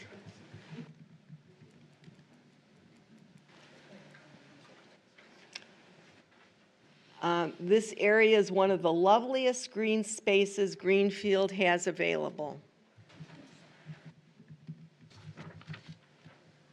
16, Bonnie Norwood. The area right next to the park should be used as a place for families and all residents to enjoy that green space. Talks about the traffic. Let's put quality of life before the almighty dollar. 17, Jim and Sharon Sabanash.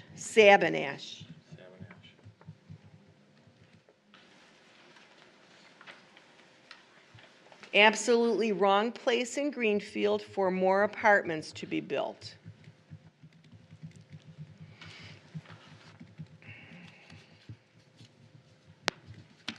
Better uses for this parcel.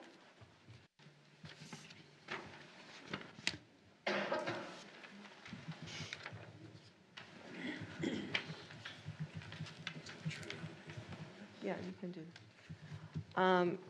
Number 19, Dave Goeb, Goeb. The park has clearly become the city of outdoor activities.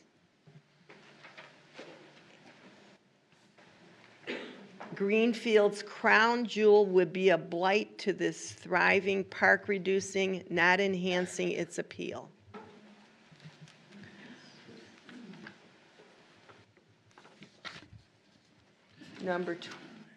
Number 18, Patricia Garrity. My husband, John Masorski. Oh, this is wait a minute. This is from Patricia Garrity. Okay, my husband, John Masorski, and I are opposed. The site is not large enough to accommodate all that is proposed. Number 20, Jean Schwanek, Schwonek.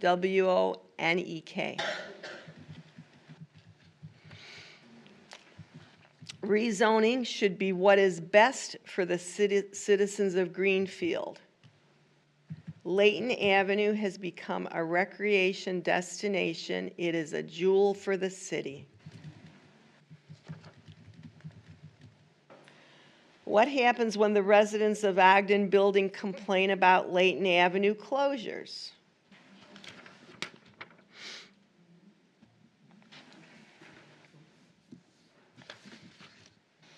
Number 21, Toshiba Allen.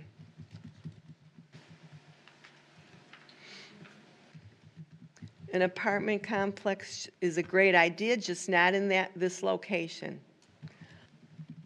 Layton Avenue has enough traffic. It'll make Conkle Park overcrowded.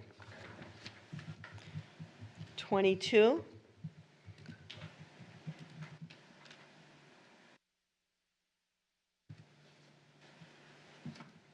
Sarah Torres.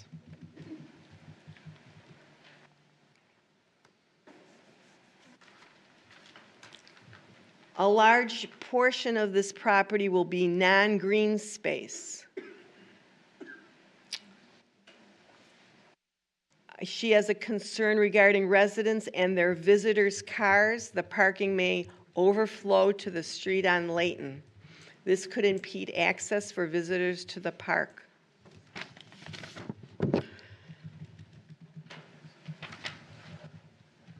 '23. Fritz and Elsa Krah, KRAH. They think it's a terrible idea. We have a jewel in Conkle Park. It would be a mistake to diminish it by cramming in market-rate apartments without enough space for proposed amenities. No buildings in the surrounding area are more than 2 stories high. With the traffic from the nearby grade school, high school, fire department, emergency services, police department, and municipal vehicles, etc., we don't need an addition to that traffic in that area.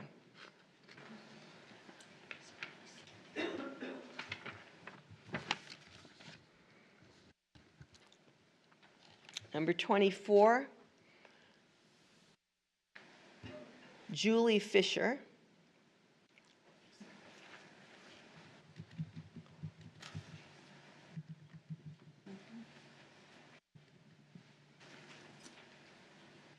She just doesn't wish to have that space, the beautiful open land, occupied by a new apartment complex.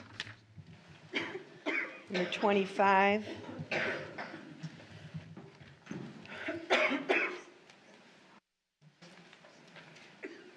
Vernon and Kathleen Doonan. A 4-story complex is out of line for this location. No amount of landscaping that can hide such a large building from the abutting properties to the east and west. This area of Layton Avenue is already congested during city activities. The additional traffic related to the development and the lack of parking spaces will only add to the congestion and further negatively impact pedestrian traffic. City activities such as 4th of July parade will impede the apartment residents' access to travel on Layton during the closure of the parade. Greenfield has pledged to progress. We believe that progress in this area would be better suited to be centered around family activities, in keeping with the site's current use and the neighboring Conkle Park. The east building is very close to the property line which abuts the baseball fields at Conkle Park. Softballs can be hit long distances and could reach this building, doing damage to it, as evidenced in the foul balls have hit the maintenance garage and cracked the bricks on the outside of the Jansen Fest office and storage area.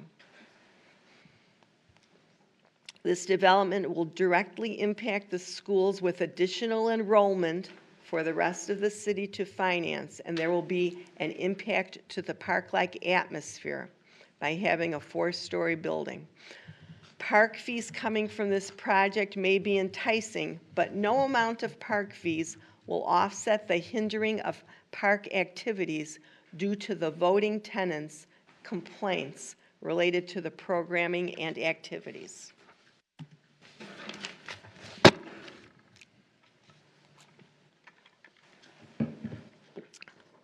'26.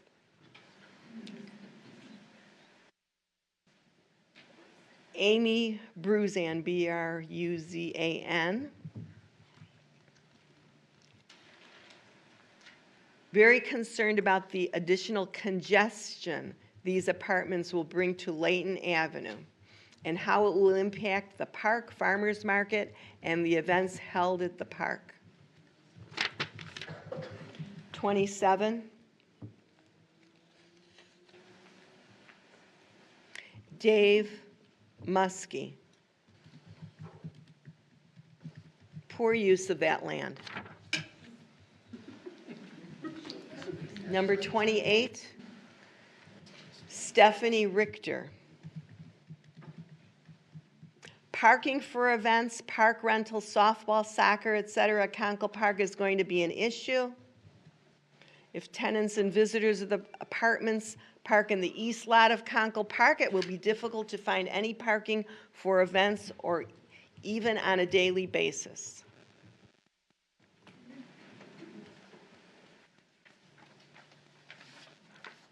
We have 2 really nice apartment developments already in the works.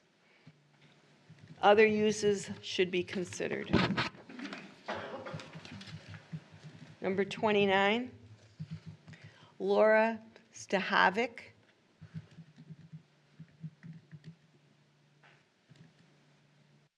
There's no amount of landscaping that can hide such a large building, unfairly dwarf our historical society location. This area of Layton Avenue is already congested during city activities at Conkle. Additional traffic.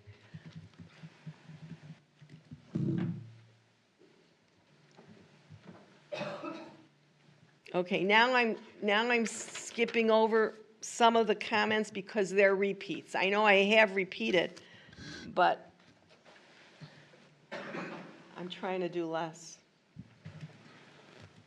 Jane Harmon.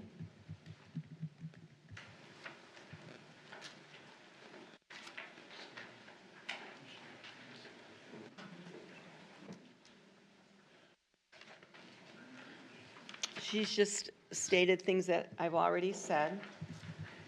Number 31, Dale and Karen Faust.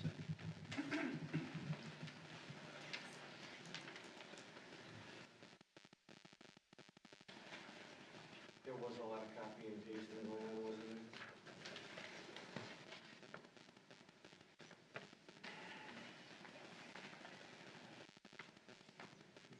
there? I think nothing new. Maybe to move along, maybe you could read into the record the remaining 8 and get some of the folks. I'm almost done. Oh, does anyone have to leave? I'll let you speak right now. That's what the suggestion is. Oh, I thought that's what you suggested. Okay, you'll go, no, you'll go first when I'm finished. Okay. 32, from Patricia Hiegel. Nothing new. Number 33, Morgan Pauk, PAUC.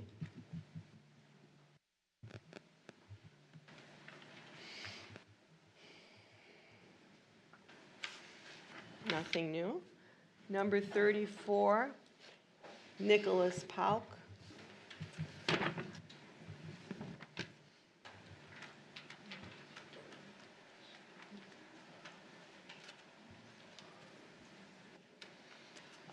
With the new developments being built on Loomis and Layton, an apartment complex would just cause more headaches with traffic congestion, pollution, put more stress on our fire and police stations.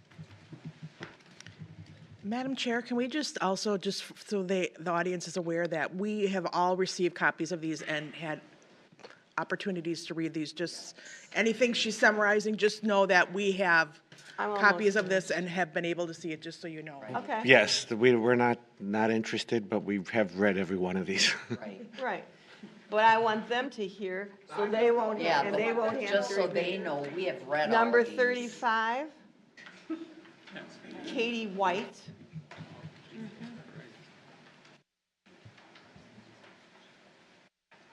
Nothing new. Number 36, Stephen R. Keeler, Keiller.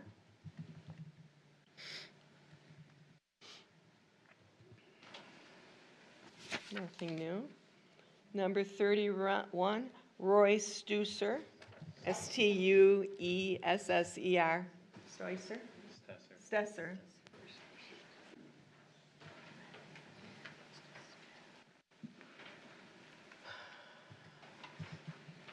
No project should be started until the city project to redo the creek and the Conkle Lake is finished. The area where the ball diamonds were wet for a long time until a drainage system was put in.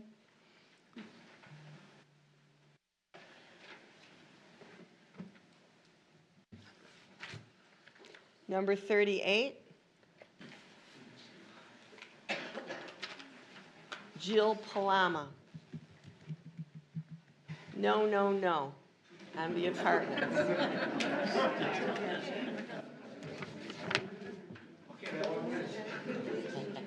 And the last one, number 39, Christine, Fejes.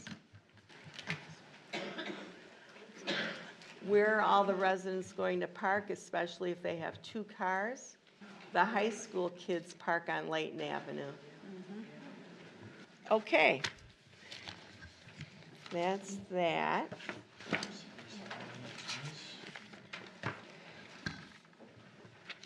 Now, that wasn't bad. All we have left are the Madam Chairman, yes, you're going to go first. I would like to bring everybody up to date. Okay, hold on 1 second. Okay, now we're going to have the people who registered to speak against. Okay, and the first one, He's in favor.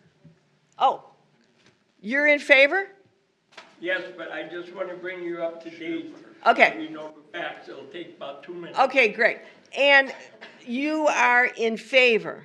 Yes, but you Okay. should know the whole story And you want to here. bring everyone up? Okay. Okay. My name is Dave Sherbarth.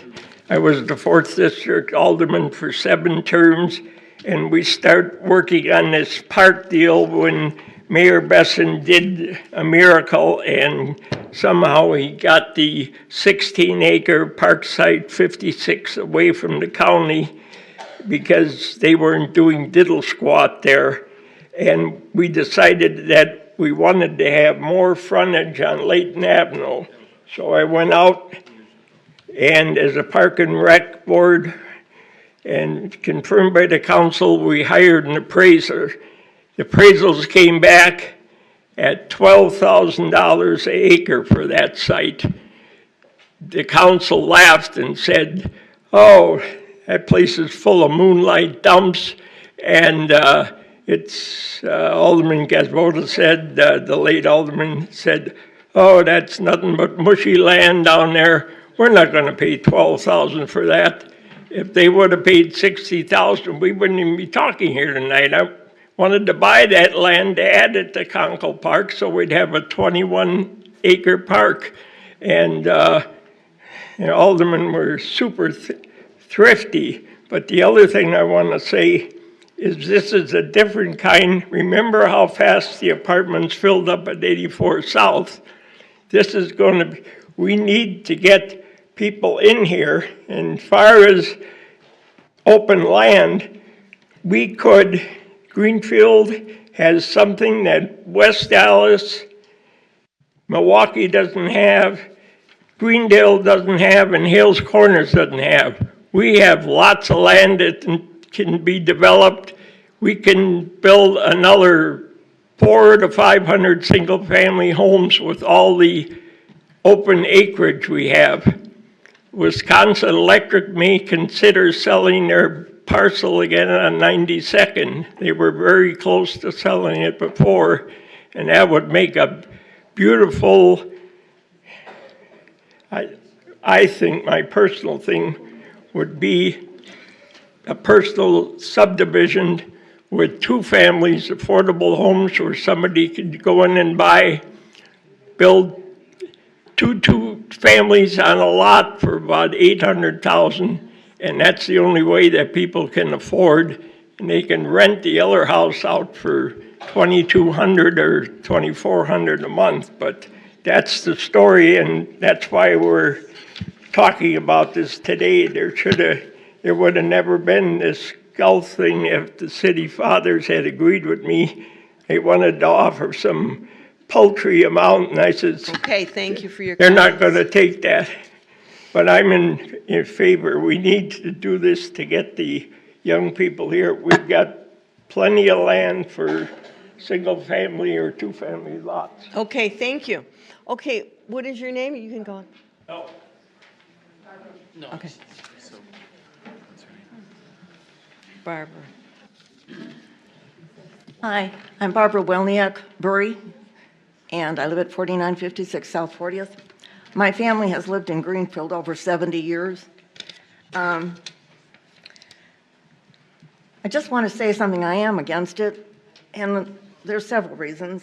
Southridge was supposed to have been built in that area, but because of the land, the mushy land that you spoke of, they weren't able to. So the building Southridge could not actually support the area because of the land. So it's kind of like, okay, what's going on here? But the other thing that I wanted to say is the runoff, okay? The runoff from the parking lot and the tops of the buildings, how is that going to affect Honey Creek? No, that's another thing we have to look at. I mean, it's just, we're not, that's a lot of, and when the rain comes down, that's a lot of water running into the Honey Creek. And just to remind everyone, the Ogden team now is going to listen to everyone, listen to your questions and comments, and then after you're finished speaking, they will be able to address your concerns. Thank you very much for your Thank you. time. Next person, Larry Sales. Thank you. I'm Larry Sales, S-A-Y-L-E-S, 4916 South 36th Street. First of all, I want to thank Ogden for being here and giving this nice presentation, and your gentleman, the architect, for doing that. That's very nice. Also, I want to thank the council and our Parks Department for giving us a beautiful Conkle Park that we're very, very proud of. I think the people here that go after me, we need to be respectful on how we use our words. This isn't a prison, you know, that they have up there. We might not care for it, but it's not a prison. So let's be respectful on how we approach this. Because when you look at this, now you can correct me when I'm wrong, if I'm wrong, this building is going to attract probably a higher medium income of people that will come here. So, so that would be interesting. We have at Conkle Park, we've made some great improvements there. We have the pavilions that the gentleman said he worked on. We have a nice playground there. We are going to do Honey Creek Parkway. These had to be paid with something. And I don't know if tax dollars was used in that, or was there grants used in that? Can you answer that for me? And what does it take to get these grants? I'm going to believe that it's going to take, they're going to look to qualify for these grants. They're going to look at the medium income of the area around it. This apartment complex, which is beautiful, that's going to raise your medium income. Will you lose those grants to pay for that? And will that go on our tax? That's something that you people right here need to look at as representing these people here. That we need that answer. So you need that answer. And also, like the lady said, the runoff. You know, I understand. I've seen some of the drawings that the Honey Creek is going to be beautiful. You know, you're going to make it so, you know, wildlife will want to come in there. We're going to see it and everything. I'm a little concerned with another building here. Where's some of the sewage going to go? Yes. It might get dumped in there. We never know. So, Anyway, that's something I think that we need to look at. Is our tax dollars going to have to replace something else?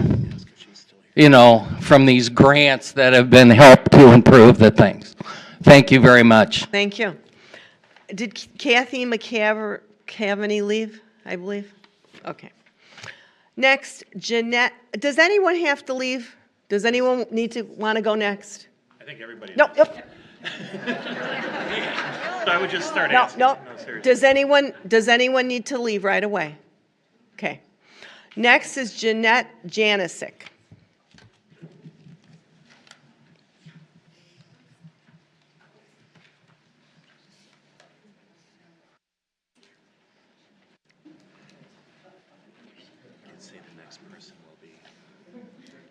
Sorry, I had to get my walking legs.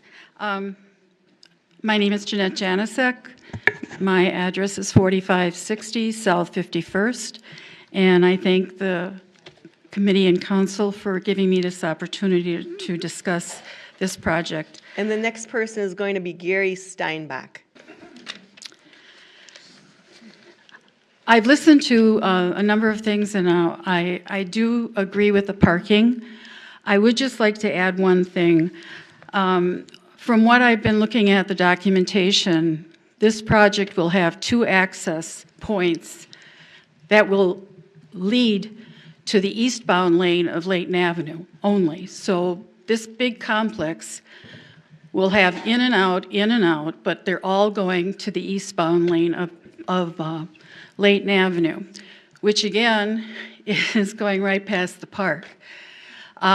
We are going to have, when you figure there's 129 surface parking and 282 underground, that's going to be a busy access.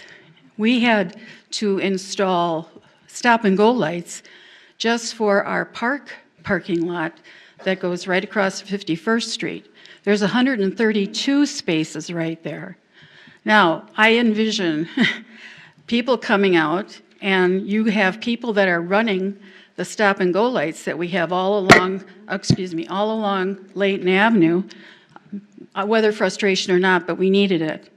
So they're going to be going past these access points, and people are going to be trying to get out. Now, they have stated that Ogden has said, we're going to have one that they can only make a right turn out of the apartment complex, and the other one, they're going to be, I'm assuming, coming out to cross over so they can go west on Layton Avenue.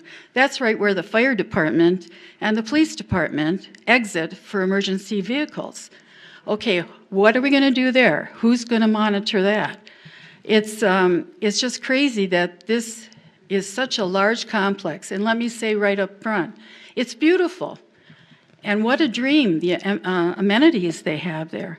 A swimming pool, grilling, grill stations. They have fire pits, believe it or not. They've got a dog run and a partridge in a pear tree. I can't imagine how you're going to put all of that stuff in there.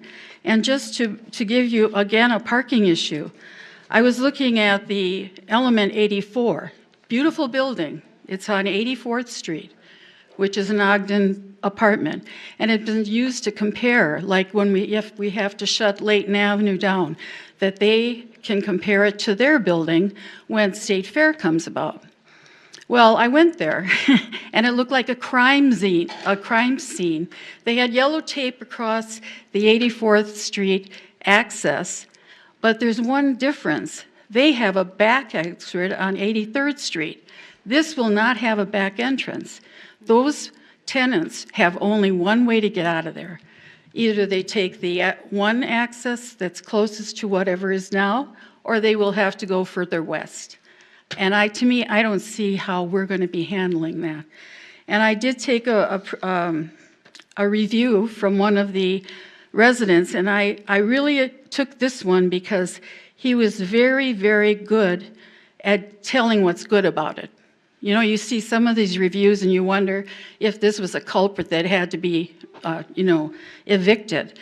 This guy, no, he liked it, the quality, the value, amenities, the staff, the residents. But the downside, the amenities are great, so great. that some residents will invite their entire extended family over to the pool or clubhouse. You know, it gets really busy, and most days it's so busy it's unfair to the actual residents. But point, management did impose a 2-guest limit, but it doesn't seem like it gets enforced. And in all fairness to Ogden, who's going to be the pool monitor? Are you going to wear a tag to say you're a guest? I mean, it's insane to try and do this, but you have young people who want to party and enjoy. They come home after a long day at work. If you had a pool, what would you want to do? Are you going to restrict the hours? I'm paying you $1,800 a month to $2,000 on my apartment, and you're telling me I can only have 2 guests and I can only swim in the pool at this time? So there's things there, but what I'm worried about is the guests. How many guests are going to be coming and we're parking? Where are we going to put these people? We already are 119 parking spots short of what can be handled by that complex. So I know the parking is fine. And as far as the young man who informed us that he's the youngest and he doesn't have any money to pay for a house, that can't be blamed entirely on the fact that we don't have enough young people. You go in any, housing is unbelievable now. The values of homes are going up, and apartments are fine to bring young people in, but you can't guarantee that they're going to be buying a house immediately. Right now, the average young person doesn't get married until they're in their late 20s, early 30s, and starts a family after. And they're no longer buying starter homes, they're going into big homes. Well, and my heart goes out to them because I understand even the value in our neighborhood has gone up. But parks are important, and that's why I'm feeling so vehement about the parking. We cannot handle any additional parking. And you're talking about 257 units. Even if you put 1 person in every unit, it's unbelievable. I worry about it damaging the young Kunkel Park. When we started out, when I moved here 50 years ago, that park had 3 volleyball courts and a parking lot. And if anybody in this room doesn't know what it has now, it's unbelievable. We can't do anything to damage it. That once you start taking things away or modifying, for a good example, Harley Davidson. You have condominiums back there, 300,000. They moved in after Harley. And this rhetoric that, well, if they move into the apartments, they'll know what they're getting into with the activity. Well, with Harley now, they've had to modify and eliminate some events because the condo owners have said it's too much noise. I don't want our park to go because, first of all, parks, just in closing, parks are important to cities. Parks and recreation services are often cited as one of the most important factors in surveys of how living communities are. Kunkel Park is no longer a neighborhood park. It's a city park, and I don't want to lose it. Okay, thank you. Thank you.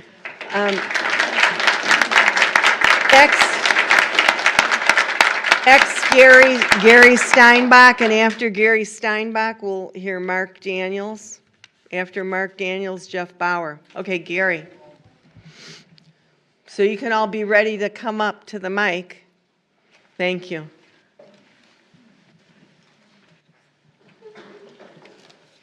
Thank you. My name is Gary Steinbach, Steinbach.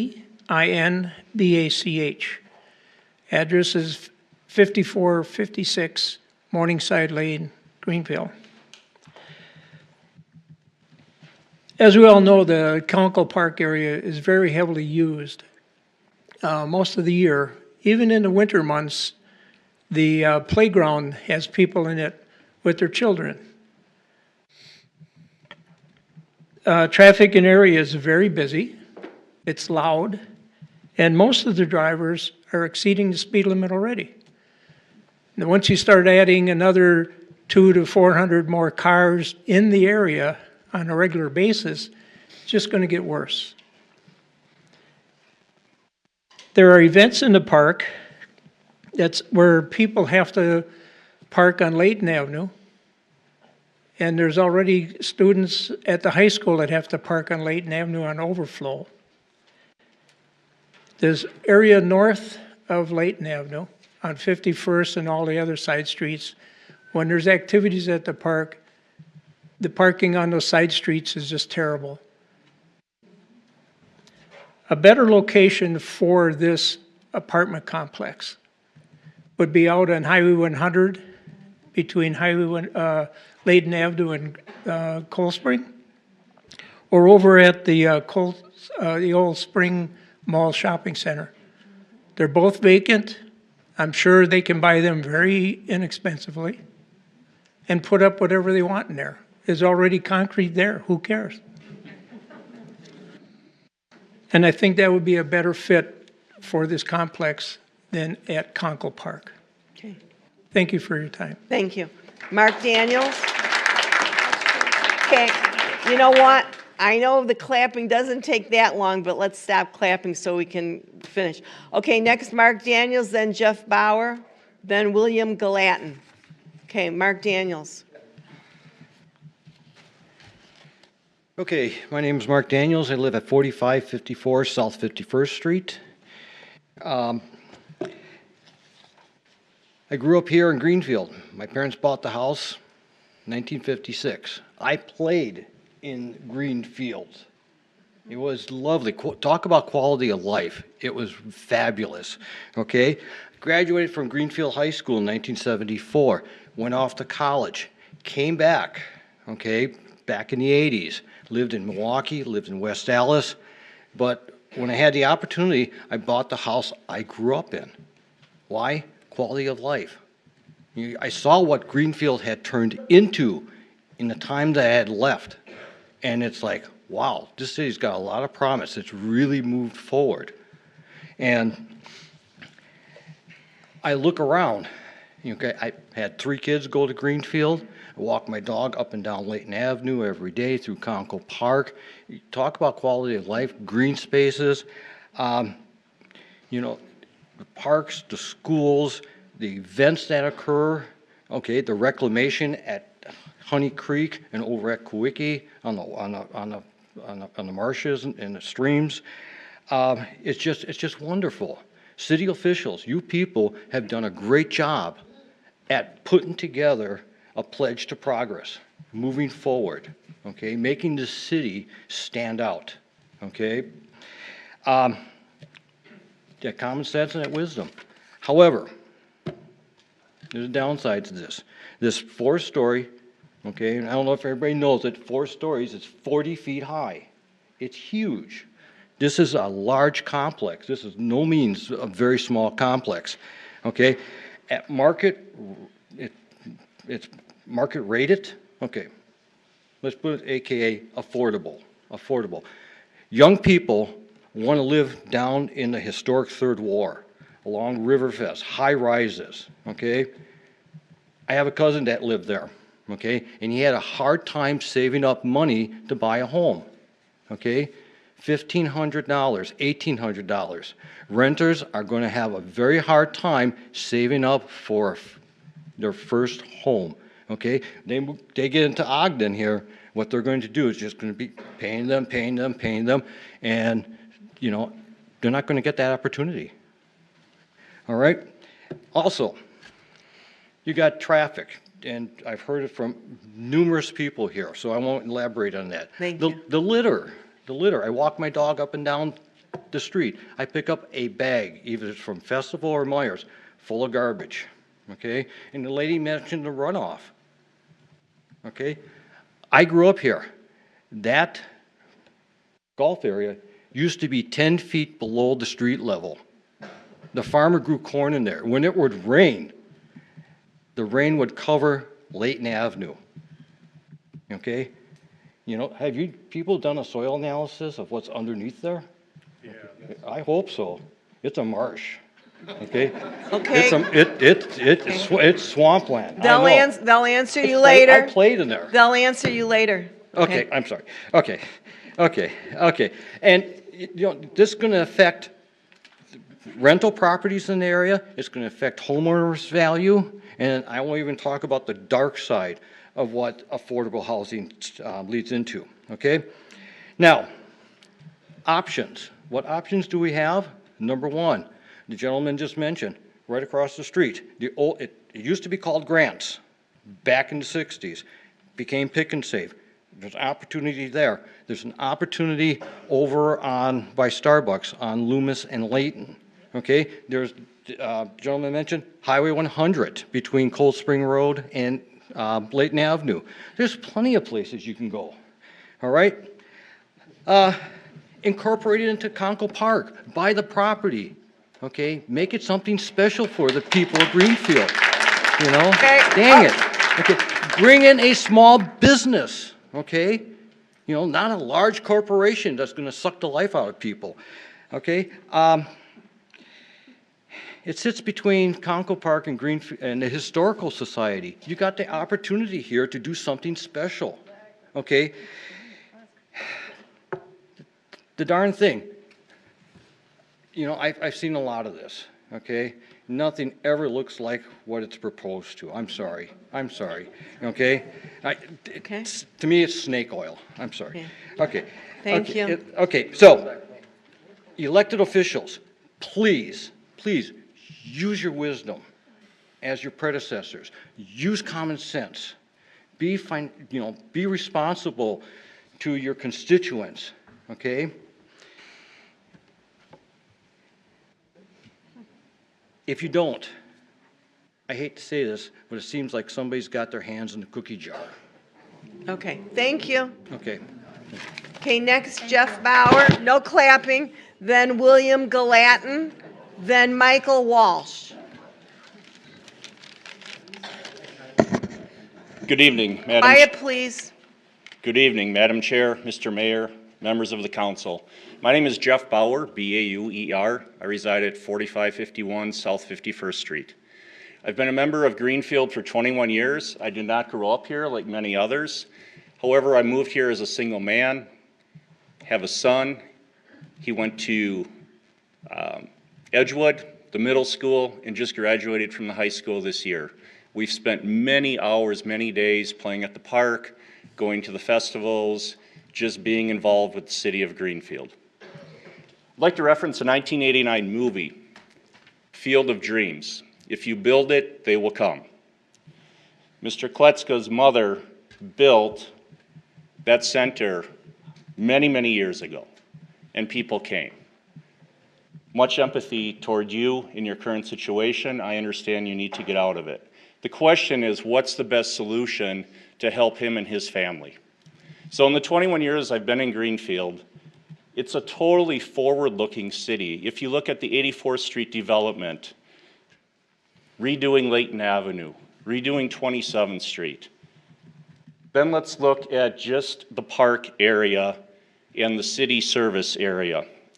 So in no particular order, in the 21 years I've lived here, we've added new playground equipment. We built the amp plus the bar area for concerts. We added the second chalet. Park and Rec has built 2 buildings for their equipment. We're doing the wetland repair, I believe, this year. We've added a car show. Dan Jansen Fest and the July 4th fireworks existed when I moved here. Those are the only 2 events I'm aware of that existed at that point in time. We have Movie in the Park, National Night Out. The Work Vehicles Convention, not sure what it's called, but see them over there. We've relocated the tennis courts. We've built a new high school with a pool. We built a new police station, a new library. We refurbished the fire station. The DPW has added a fuel island, an additional service bay on the east side, and they're currently constructing a new storage building on their property. We added the ice rink in winter a few years ago. Just this past week, the police station had new electronics going in. So I ask you, are we sure we're finished? In 21 years, look at how many things we have added at the Conkle Park area and in the city services area. If we sell this land and put up 2 apartment buildings, we have no more room to grow. To the east, we have the elementary school. To the west, we have the Historical Society and then the high school. Immediately to the west of the DPW and the fire station, police station compound is the Built Right Furniture Store. There's no other room to grow. So I ask you respectfully, are you sure we're done? Because if we're not done growing, we are limiting our future capacity with this. Have we considered, should the city operate? It needs a new pump. It needs some new netting, according to the owner. That could generate some revenue for the city. The golf center was always packed on weekends. We have 2 baseball diamonds. There's batting cages there. Again, an additional source of revenue. I don't know if the city can afford to purchase that land, but perhaps we should consider it. If we can't purchase it, let's make sure whatever we put in allows us to continue our vision. A few folks who spoke at the beginning spoke of the vision. Is it our vision to landlock ourselves and not be able to grow any additional? We referenced a few areas. If we need apartments, I don't know on 43rd in Layton, if that entire area is sold, perhaps apartments could go there. And lastly, the comment about young professionals. So I am not young, right? I'm in the generation whose dream was to purchase a home in the suburbs, and I accomplished that in Greenfield. All of my younger colleagues, the fresh college graduates, their desire is not to live in the suburbs. Their desire is to live downtown big cities, which is why major corporations are relocating from the suburbs to downtown. Milwaukee is a major U.S. city. The 3rd Ward along the Milwaukee River, that is where young professionals go. So I really question if these apartments go up, if young professionals are who are going to reside there. Thank you. Thank you for your time. I appreciate it. Thank you. Next, William Gallatin, and then Michael Walsh, then Kathy Walsh.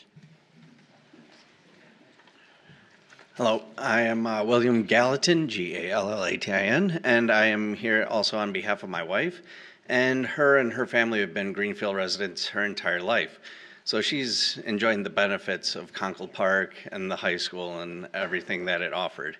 And I moved into our home on 66th Street, 4452 South 66th, and we've been here our first year and loved it. We've gone to the farmer's market, we've enjoyed Conkle and everything that is there. And we have a 4-year-old son who's about to enter school at Maple Grove. And I asked her if we get a large apartment complex right there by the high school and by the park, what'll that mean when he's in high school? Given that it'll have time, it'll have age, there'll have been many residents there, what will the community look like after that? And so I look at how busy it is and what other people have said, and it just feels like it's a lot. And I'm not entirely opposed to it. I know we need to expand. I know that housing is hard. Not everybody can get a home. And I have friends that prefer a condo or an apartment and have lived in the 3rd Ward. And they say that city life is fine. I'm a suburb guy myself, so we're definitely opposing views, but I can see benefits to it. The main problem I have is the height. A 4-story building is above the tree line, and it just, you can see it from the ballpark, you can see it from the street, and it just towers above everything else and feels out of place. I wouldn't be opposed to a small concession on the east building of having that top floor have a cutout where it is like an open patio concept that many of the buildings in the 3rd Ward have a rooftop option or a elevated floor option that is an open plan. And that would allow you to view the park without impeding a lot of the skyline. And I can see that being a compromise should this pass tonight. I would ask the Ogden group and the architect to maybe consider that as adding a little more green space, and it would add a little more beauty as opposed to just the big concrete wall. So, Okay, thank you. thank you. Next, Michael Walsh. Then Kathy, then Cindy Gaffney. Good evening, everyone. My name is Michael Walsh, that's W-A-L-S-H. Been a resident of Greenfield for the past 63 years. Worked in the city as a Greenfield police officer, been retired after 25 years of service. Over the years, I've enjoyed visiting and making use of the facilities at Conkle Park. You know, I played softball there. Later on, watched my daughter play softball. And past 18 years, I've run the scoreboard for the high school girls softball team. So I'm well aware of the activities that go on, especially into the night. You know, I also know that the rec department's men's and women's leagues, which are going to run from spring all the way through fall, with the lights being on, sometimes as late as 11 o'clock at night. I bring this up because if this project were to go through, and I put the other shoes on and was a tenant that was going to live in this apartment complex, I would not appreciate having lights shining into my room sometimes as late as 11 o'clock at night, especially if I was paying upwards from $1,500 to close to $2,000 a month for my rent. You may save on your, electric bill, but a lot of people wouldn't really appreciate that. So in summation, I think any residential project just does not fit with the other properties that are along that section of Layton Avenue, especially with the park next door. I would be happier if the zoning were to remain commercial. Thank you for your time. Thank you. Next, Kathy Walsh, then Cindy Gaffney, and Michael Gaffney.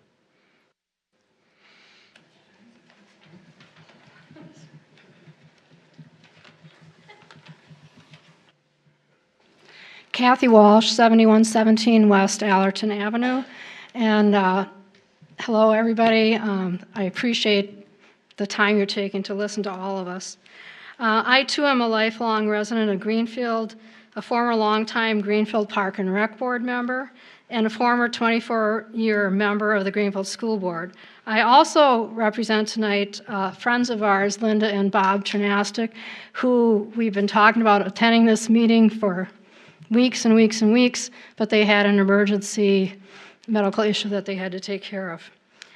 I'm absolutely against rezoning this from commercial to planned unit development, especially even though the 20-year plan, the plan you did in 2020 said, I thought I heard you say mixed use. Mixed use is not 100% residential apartments. That's a mix of commercial and maybe some residential. So I don't feel that this proposal actually even fits the plan that you passed in 2020.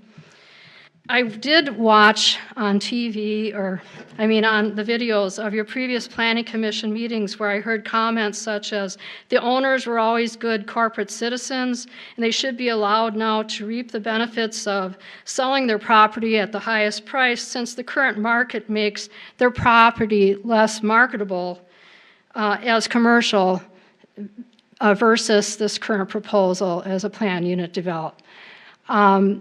I just wanted to say, and I don't want to be presumptuous, I've never been on the Common Council, I don't really know your job, but I believe it's not your job as the Common Council members to ensure property owners sell at the highest profit margin.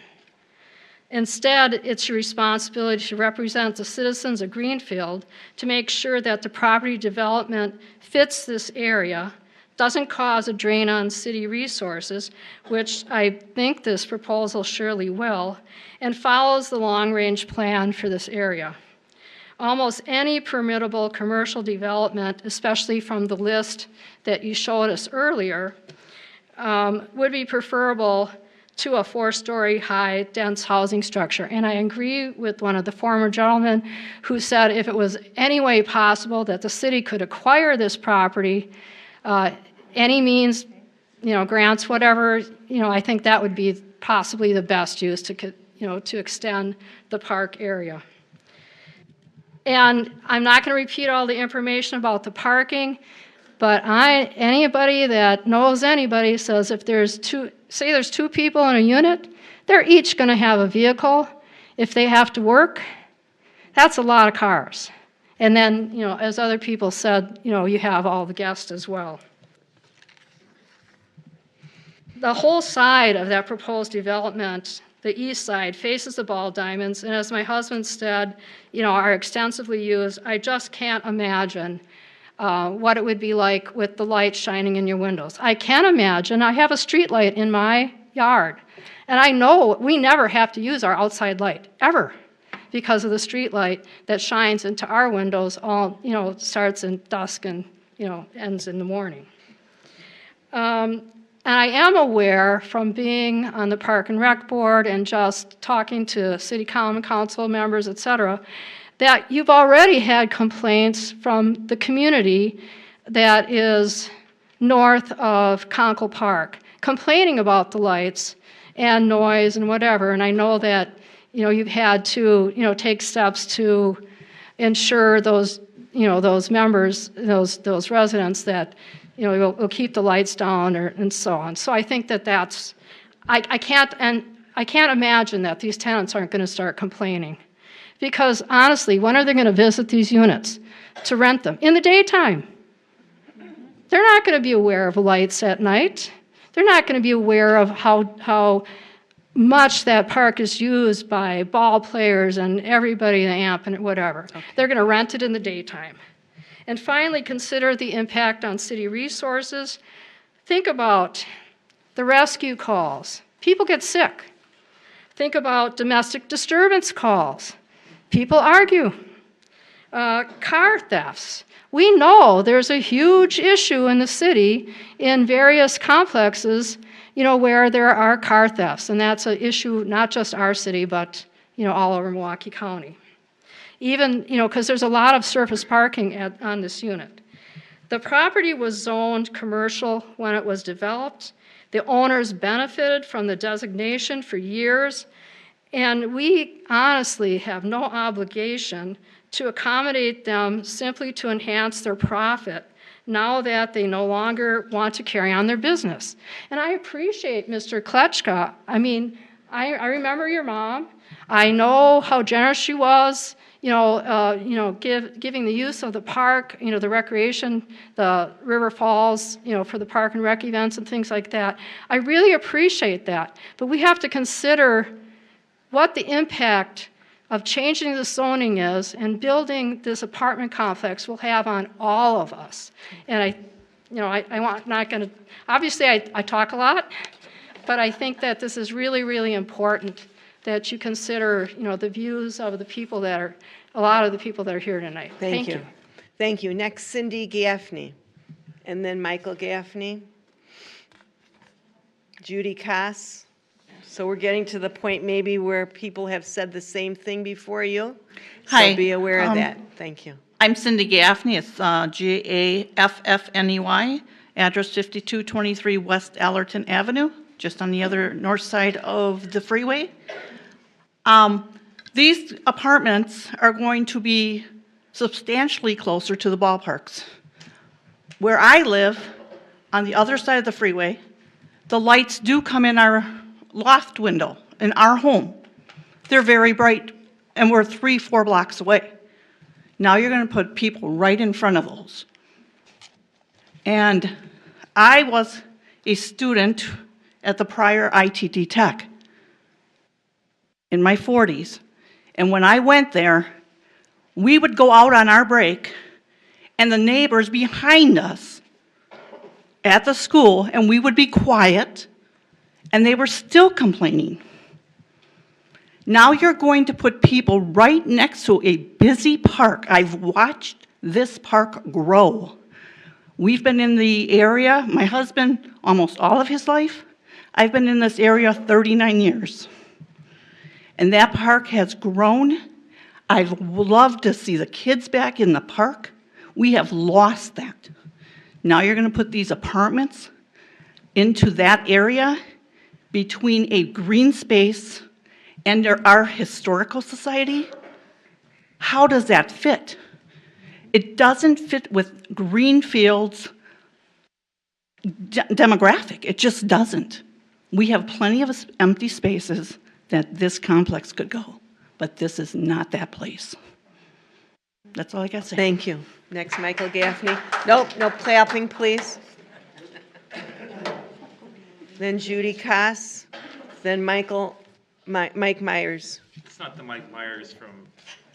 Hi, I'm Mike Gaffney, Michael Gaffney. Gaffney, 5223 West Allerton. As my wife stated, we live just on the other side of the freeway, and parking, when there's stuff going on in the park like 4th of July and stuff, they get to our subdivision. I can't even imagine living off those blocks right by the park. You can't even get one car through there at times. I also was a mailman for 32 years and delivered this area for 15 years. And without stuff going on, it's hard delivering in that area off of Layton. Also, I feel we could use something like that. I just don't feel between the park and the Historical Society is a place for that. I like the ideal of the city buying it. I don't see that as an option, but I think we should try and get some family-oriented business in there. I just don't think residential is right for that area. Thank you. Next, Judy Koss, then Mike Myers, and then Ann Fison. Judy Koss, 4664 South 45th Street. Much of what I'm going to say has already been said, but I just feel it's so important that we need to hear it again. I'm also here representing two of my neighbors, Chris and Wendy Zinel. We want to express our strong opposition to building an apartment complex at the rec center.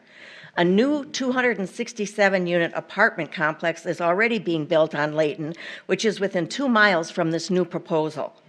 In addition, I Googled available rentals in Greenfield, apartmentguide.com, and it showed 296 available units right now at this time. Needless to say, an additional 257-unit apartment complex is not needed or wanted in this area. I also wonder if building this unit would have an impact on the schools. Would both new apartment complexes be in the Edgewood School District? What would that do to the class sizes? Wouldn't it be to our advantage to look outside of the box? Possibly Greenfield could buy the property and look for a partnership or include it as part of Conkle Park. The beautiful green space, the miniature golf course, and the batting cages would be a real loss to our city. I'm certain there was a time when our community thought the turf skateboard was gone for good, and now it's being resurrected, and look at all the project partners who are supporting it.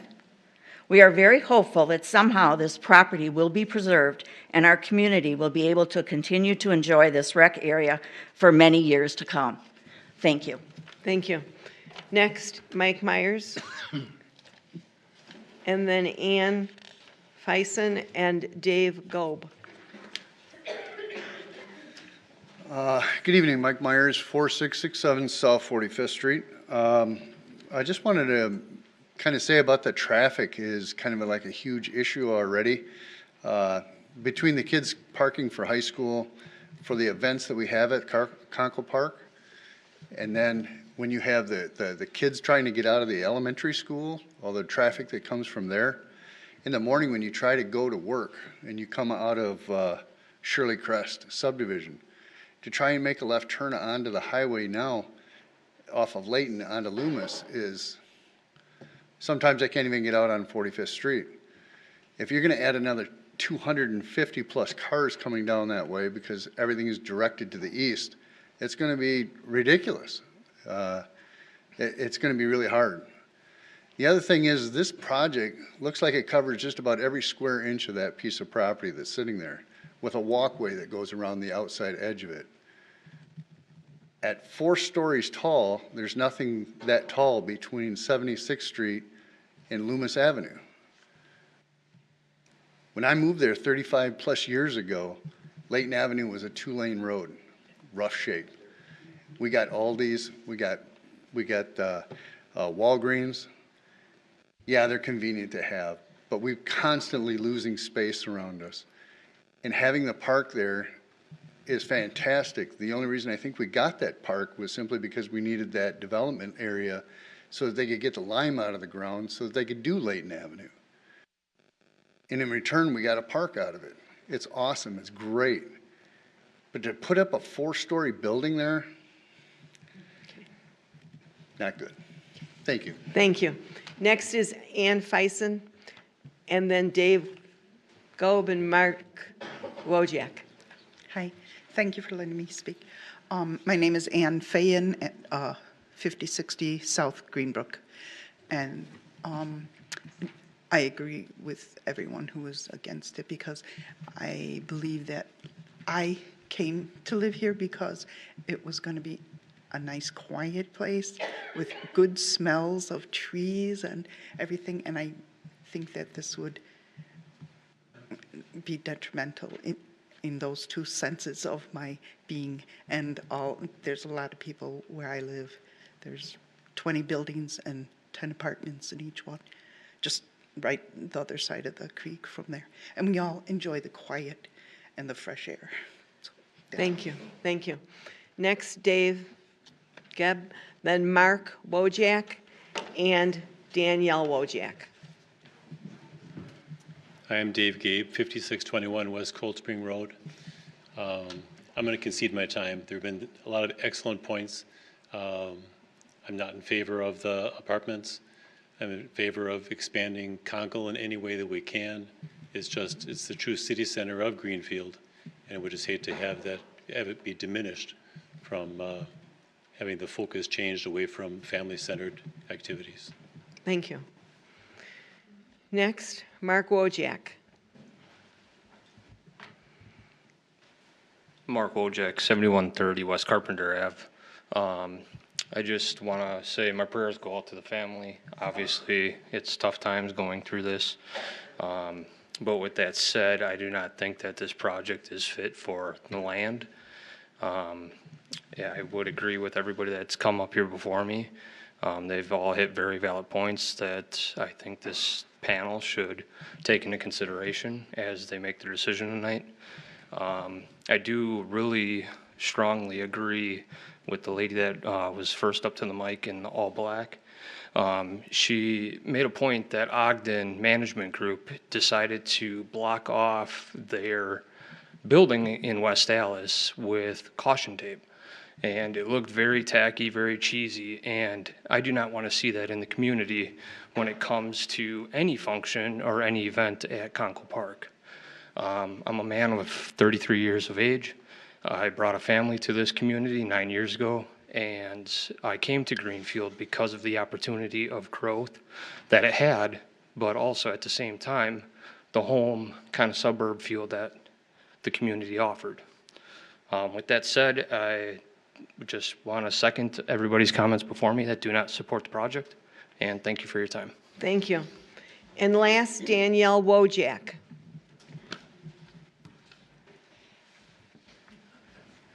Hi there. Danielle Wojak, 7130 West Carpenter Ave in Greenfield.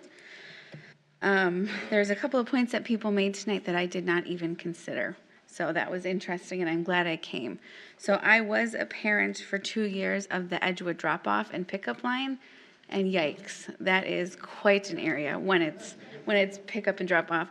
I know that someone said that it was tricky, but I think I would consider it dangerous sometimes because those crossing guards, try as they might, cars do not listen to them. And we have a lot of families from the neighborhoods across the street that have to cross there. And that's how their kids get to school, and they may cross with them. But I just can't imagine such a huge influx to additional traffic. Another thing I thought of is before we lived in Greenfield, we lived in Waukesha. And that was really appealing because they had that river walk downtown. And we moved in before a lot of the condos and apartment complexes went there, even after a year. And I don't even think they were at full capacity at this point. The accessibility to some of those activities in the events that were downtown, it got quite tricky. And that was just from walking. I can't imagine having an influx to this area on Layton and the families that live on the farther corners of Greenfield that have to commute to come to all of our events, how they're going to traverse that. It just seems like an unnecessary, tricky addition over there. Also, like other people have said, I think this is an awesome building. So I think it is definitely designed to people in my demographic.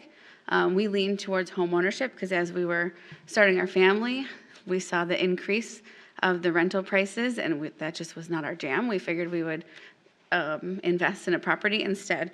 But that being said, the demographic that is being catered to, I think they would like this. It just is not a great location. Other people also have said that there's other places that this could go, and currently we have 3 locations that do have apartments proposed. So that means we don't really have a shortage of apartments. I think that drawing all different demographics of people to our city is good and can only help us in the long run. And there are those opportunities. If we decide decide not to go with this project, it's not taking away any of those opportunities. It's just moving them out of an area that is already used very heavily by our community and keeping it nice, which is the pull. So I'm just going to take a peek at my notes that I jotted down here. I said I love this complex, ! Not this location, though. Yeah, and I also echo the concerns of the first speaker when she addressed the emergency vehicles that were directly across the street. That was something I also hadn't considered. So even sometimes when there's not events going on, the fire trucks, I mean, they really have to kind of cut people off to cross Layton to head the opposite direction. So that is a concern. Thank you for your time. Okay, thank you. Now, I understand at least one person up here wants to speak as a citizen of Greenfield. Now, Mayor Knightsky, you're speaking against. And then, excuse me, wait a minute, please. And then, if anyone else would like to speak as a citizen of Greenfield, I'm going to give you that opportunity to do so now. Thank you. Okay. All right. First and foremost, I want to say that the project that's being proposed, the building, the amenities, everything about it is beautiful. And I've said this, I think, in the paper. It's just the wrong spot, as far as I'm concerned. Okay? And I'm speaking as a citizen. So, Mr. Bauer back there said 20 years ago there was an old volleyball court and there was concrete sticking up in the field where the farmer's market was, and there were a couple ball diamonds, and there wasn't much else in the city. That was actually 17 years ago, and I've been mayor for 17 years. And I don't like saying that to be some sort of cocky person, okay? But we had, when I was alderperson 8 years before that, and there were meetings like this, and I think Kathy Doonan remembers those meetings. It was like the Tuesday night fights. It was cable TV. You could tune into channel 26, and the alderpersons, me included, we would be fighting and we'd be throwing things at each other, and it was pure mayhem. But something miraculously happened over the course of time that is showing itself tonight. Instead of having there were road projects. The only time this room was full was when there was a road project, 43rd Street, Cold Spring, whatever it was, Layton Avenue.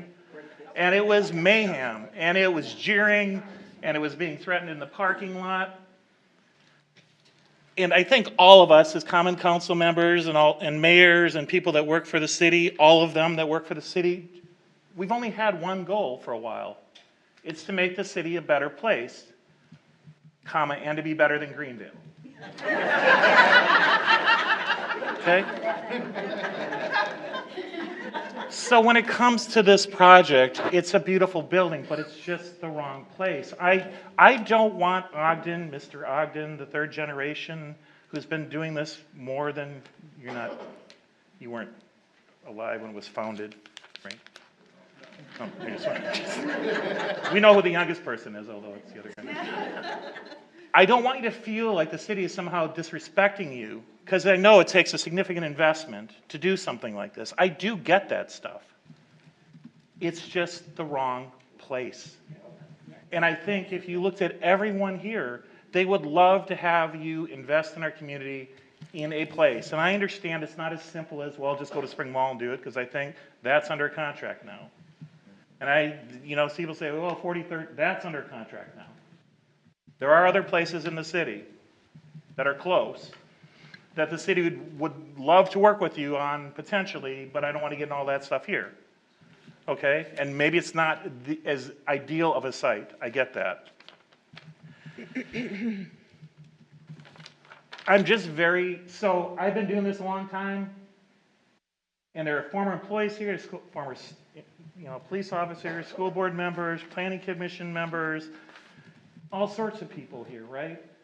I just want to say that however they vote tonight, I hope I don't know how they're going to vote. I suspect I know how they're going to vote, because when there's a room full of people against something, right, sometimes that's how it is. And it's, I think, for very good reasons. That's why this is the first time in 17 years I've recused myself from chairing one of these meetings. Because I can't be, we filled your pools, right? I mean, our fire trucks, nobody knows this, right? Now they do. But we filled your pools, right? We would send our fire trucks over, and you were a commercial enterprise, but you were part of our community, and you helped us with mini golf outings all the time, and our fire truck would fill up all your water features, right? So it's like I don't want this to be confrontational, right? I want the city to be a better place. That's what I want. And I don't think putting that beautiful project at that spot is making the city a better place. So that's all I got to say. Okay, thank you. No.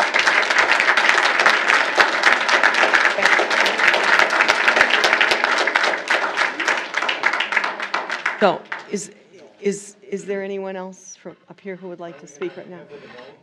Well, yes, we are. I asked if there's anyone else here who would like to speak as a citizen. Can I just say as a citizen that I'm I'm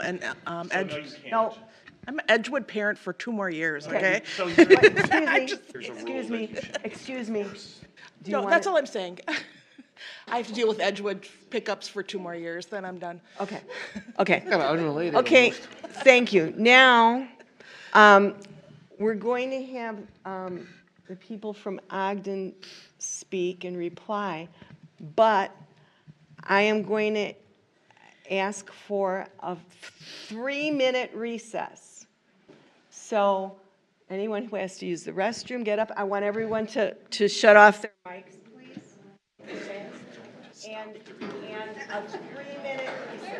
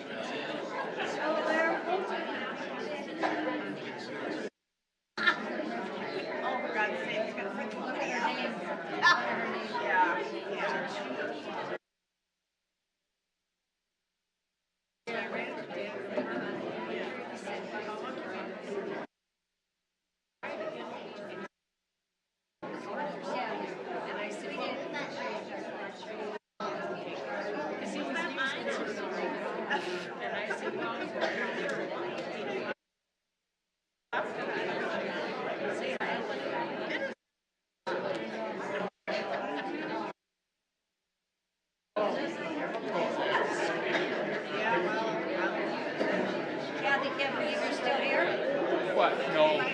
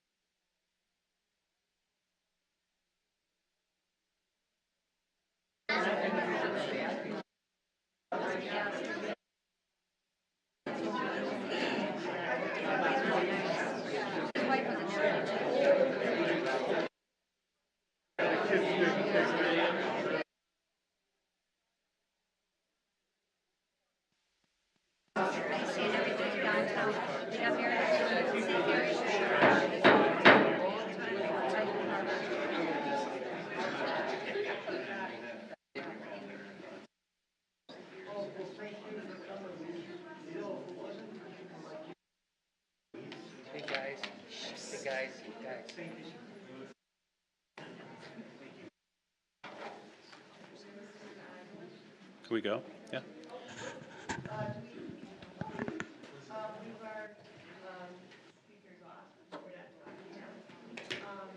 Do I need a motion to reconvene? I will, except I'm talking. Motion to reconvene, probably? Okay, we're reconvening at 10:04 PM. So the representatives from Ogden are going to speak now. Thank you. Peter Ogden with Ogden Company. I think that what we'll do, just first off, we appreciate everybody's comments. We take them with respect, total respect, and also your comments up above here. I think we'll start with just sort of the mechanics of the development, and Aaron is here from Pinnacle Engineering, and he can answer those questions that were brought up as far as that goes. Aaron? Hi, Aaron Cook with Pinnacle Engineering Group, 20725 Watertown Road in Brookfield, Wisconsin. I'll address two of kind of the technical comments that we heard from some of the residents. One was stormwater runoff.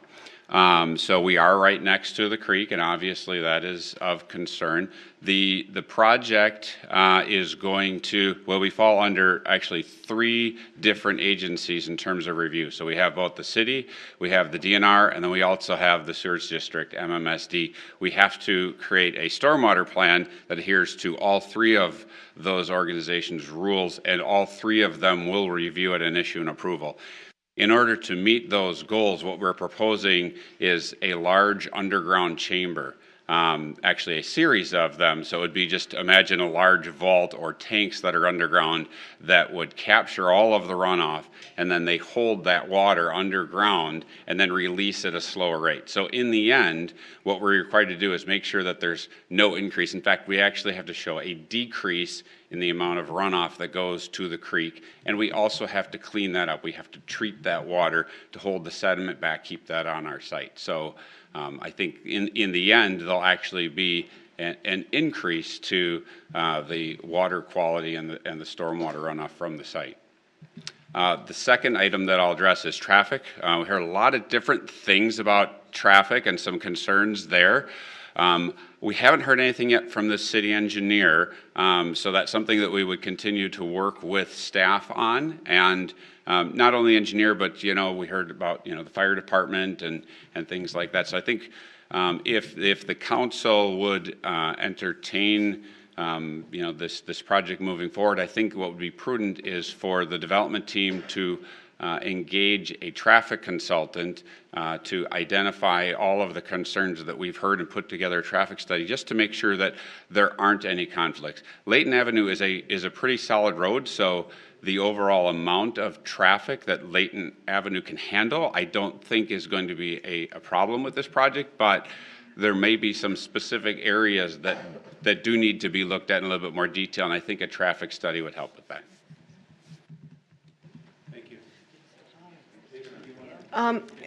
Excuse me. Please do not speak or mumble or grumble.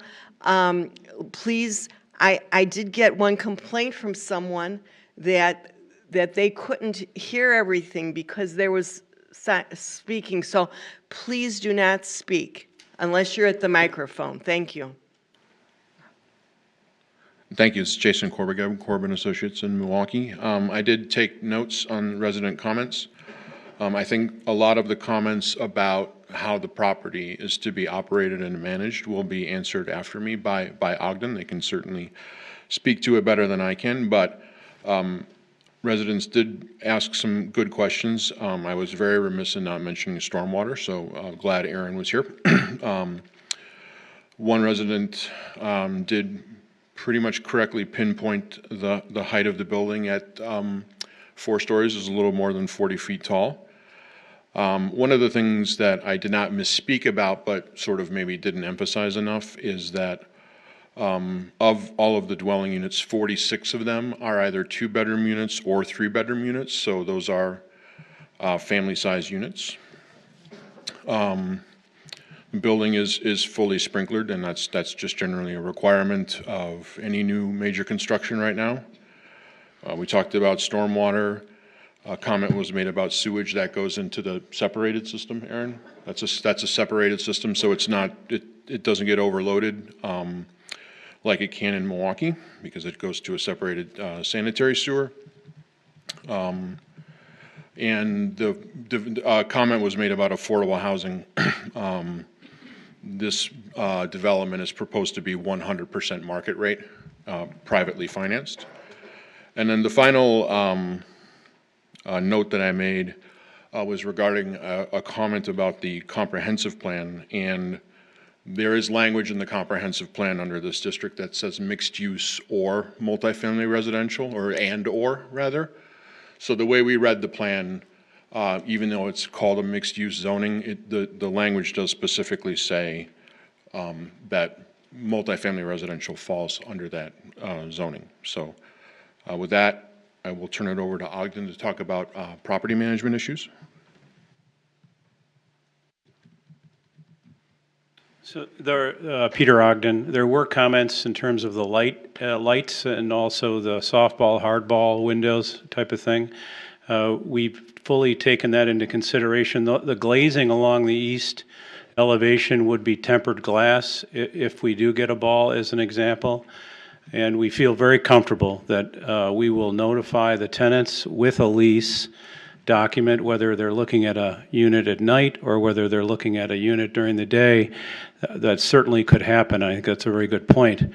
But it will be in their lease agreement for where they're located in the building.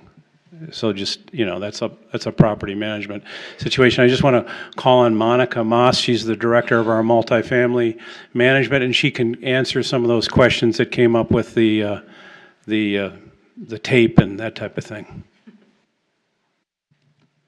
Thank you. My name is Monica Moskelly. I'm the Director of Multifamily New Developments for Ogden. I've been with the company almost 9 years and been involved in 8 new developments over the course of my tenure, including Element 84 in West Allis. So to speak to some of the questions that were brought up about pool guest limitations are documented in our pool rules.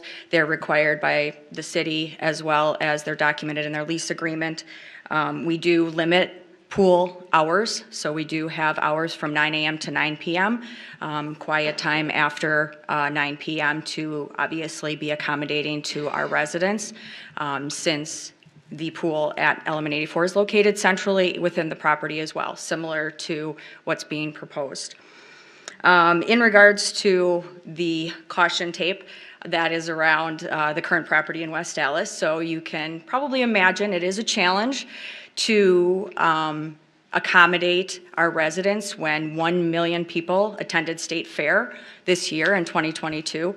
But we do team up with the city of West Allis and have those conversations on what the best way is to manage it, because we are literally right across the street from State Fair. That's obviously a 10-day event versus a parade that potentially would be happening on Layton Avenue for a few hours. So that is the best way in the course of the 2 years that this property has been open that we've been able to accommodate, allowing our residents to still park at their property without disrupting or allowing, non-residents infiltrating our parking lots. Was there anything else? I think that's all the questions. Thank you. Thank you. Mike, come on up. Okay. Hi, my name is Mike Testa. I'm also with Ogden and Company.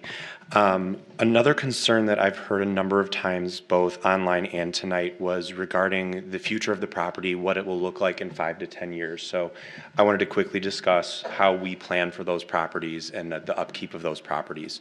Every property that we have, and Monica can speak to this as well, has a capital expenditure plan where we plan out for the next 5, 10 years of that property and any expenses that we foresee in that time period. All of our lenders and equity partners in these projects require a certain percentage of that building value to be put away in what is called a reserve fund, so that over time, as the building sees, wear and tear that you see on any building, just like your home or the roof or the siding on your home, as those parts deteriorate, we are able to replace them before they become an eyesore, so that we're prepared for that, and that we can, keep up with the appearance of the building before it becomes a problem. John, do you have any comments? Great. So just a couple other thoughts to close it out, but we will own this property. We have no intention of selling it. We're in it for the long run. We have, as you've heard tonight, a great property management department, and we have a great development department. So I think it's a good marriage for the city in all directions. So are there any other questions that you have of us that we didn't answer from tonight's meeting? I would just interrupt and say one thing is, there was ideas here saying that the city should buy this piece of land, and we want to see it open space. We want to see what it's all been, and I think really that's a question more for you. You know what I mean, as your governing body. But just to give you an idea, we think this is the gold standard of a location for a multifamily development. There isn't a better location in your city than this particular location. And I get that change is difficult. I get that. It's difficult for everybody, but I just want you to know that we came here by doing our homework. We looked at all corners of the box, and this is just an outstanding location. It meets big time your comprehensive plan on a lot of fronts. So please take that into consideration, and thank you for your consideration. Thank you. Thank you. Now, before we close the public hearing, I'm going to ask 3 times, is there anyone who wishes to speak for, against, or for informational purposes with something new? Is there anyone who wishes to speak for, against, or for informational purposes? Is there anyone who wishes to speak for, against, or for informational purposes?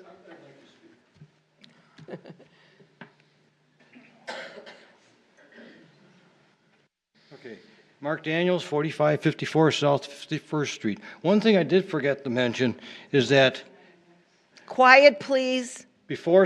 Excuse me. Quiet, please. Okay, one thing I did forget to mention when I was up here last time was that before Conkle Park went in there, Southridge was supposed to be put in there. That was the number one spot that the people who own Southridge want to do. Once they did a soil analysis and they found out that it was too darn soft, they moved it over to Greendale. Okay, thank goodness. Okay, but, you know, and as far as the water runoff, the Metropolitan, Milwaukee Metropolitan Sewer people have this deep tunnel project where they hold the water back. And how many times in the recent years did we get large rainfalls and they had to dump thousands, if not millions of gallons of water, untreated, into Lake Michigan? Okay? Yeah, it's a great idea. We're going to hold it back, but we've had some serious rainfalls here where, you know, you're going to start emptying that out to Honey Creek. You're going to affect the ecosystem of that creek and the quality of life of the animals in the area. So. Okay, thank you. Okay, thank you very much. Yes, sir. Go on. I just want to make one final comment on this, and I want to thank everyone. This property, we can only sell it one time, and it's going to be sold to someone. And I understand a lot of concerns that were here, but you have to also think about what the alternative could be. If it's sold to something else, you're never going to get the $800,000 in revenue that will pay for many services of the city that will help the taxpayers as well. I think this is just such a phenomenal gift to the city for you to have it, and you know, it's like you make a decision and you say, if it's not this, then what if?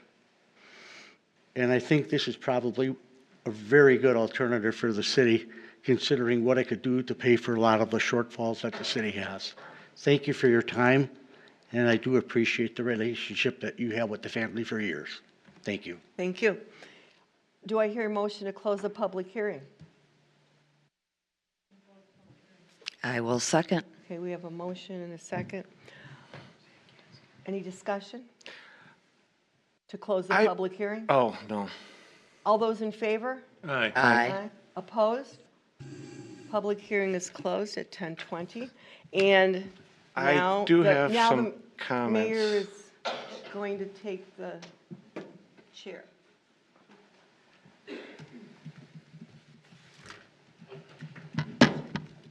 Are you going to acknowledge me then? Am I going to acknowledge you? Can you? Well, once I sit. Okay. Yeah, I'll acknowledge. Of course I'll acknowledge you. Why wouldn't I acknowledge you? No, I don't know.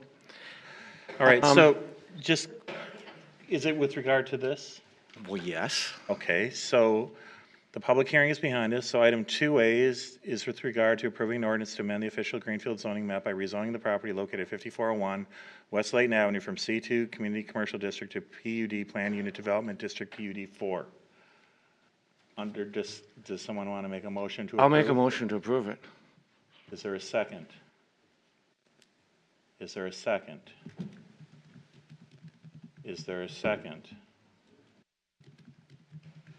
Motion Can I passes. speak under discussion then? You can speak under discussion. Your city.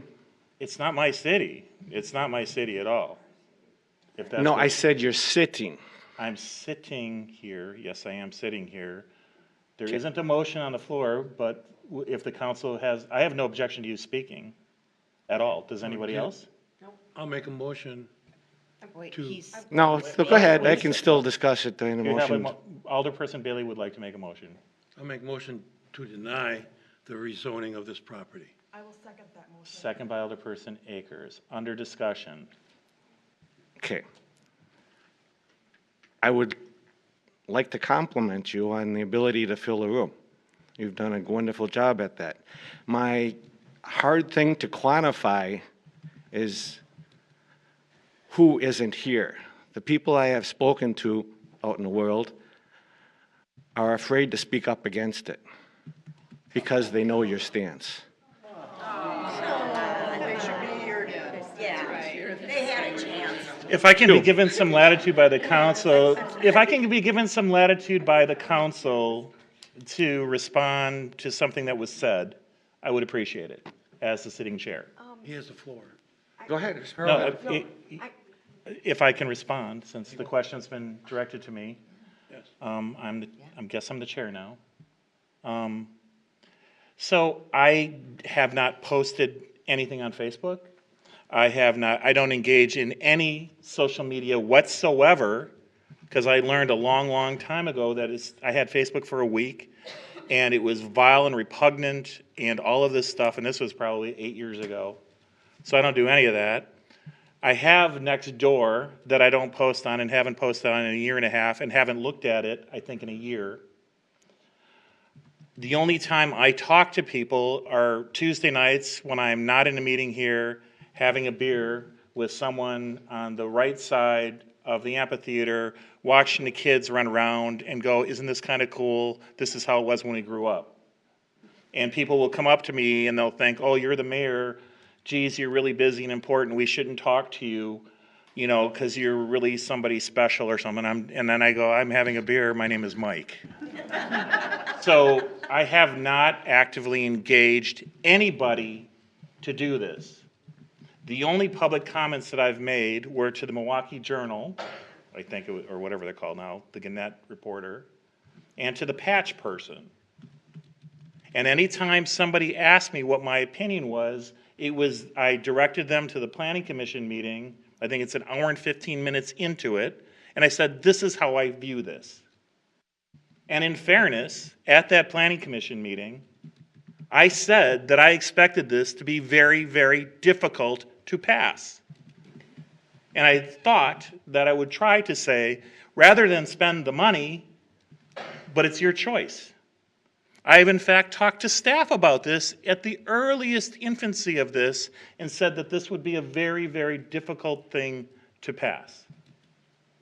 I've said that.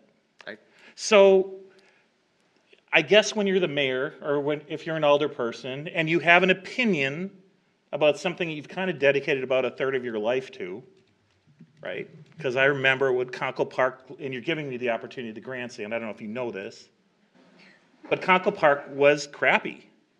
And we did more in that park. And so somebody asked, I can't remember, it was you that talked about grants?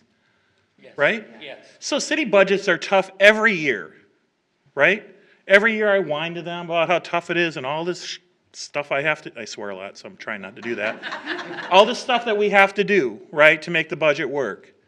So the building that he worked on, with the AMP House, was a beautiful building, paid for with community block grant dollars, with donations from a developer. I don't know if Jansen Fest was in that one or not, but they were in other stuff, right? Community block grant dollars, because it's the low-income neighborhood. That's one of the few areas in the city that we still get that, even though the neighborhood is greatly improved, I'm guessing. The amphitheater was a boxed kit that we got from somebody that our DPW guys put in. We put that in for almost no money. It was like $275,000 or something, I think. Your building was $650,000. If it was in Wauwatosa, it'd been $2 million. Because that's how they do things. The farmer's market that Dan Jansen Fest paid for paving, and our DPW guys put the water into, because there's literally lakes underneath that, and the drain tiles that we all put in, that was $75,000 that Jansen Fest at the time donated. This turns out to be one of the top 3 farmers markets in southeast Wisconsin, according to the vendors that go there. So I'm protective of the park.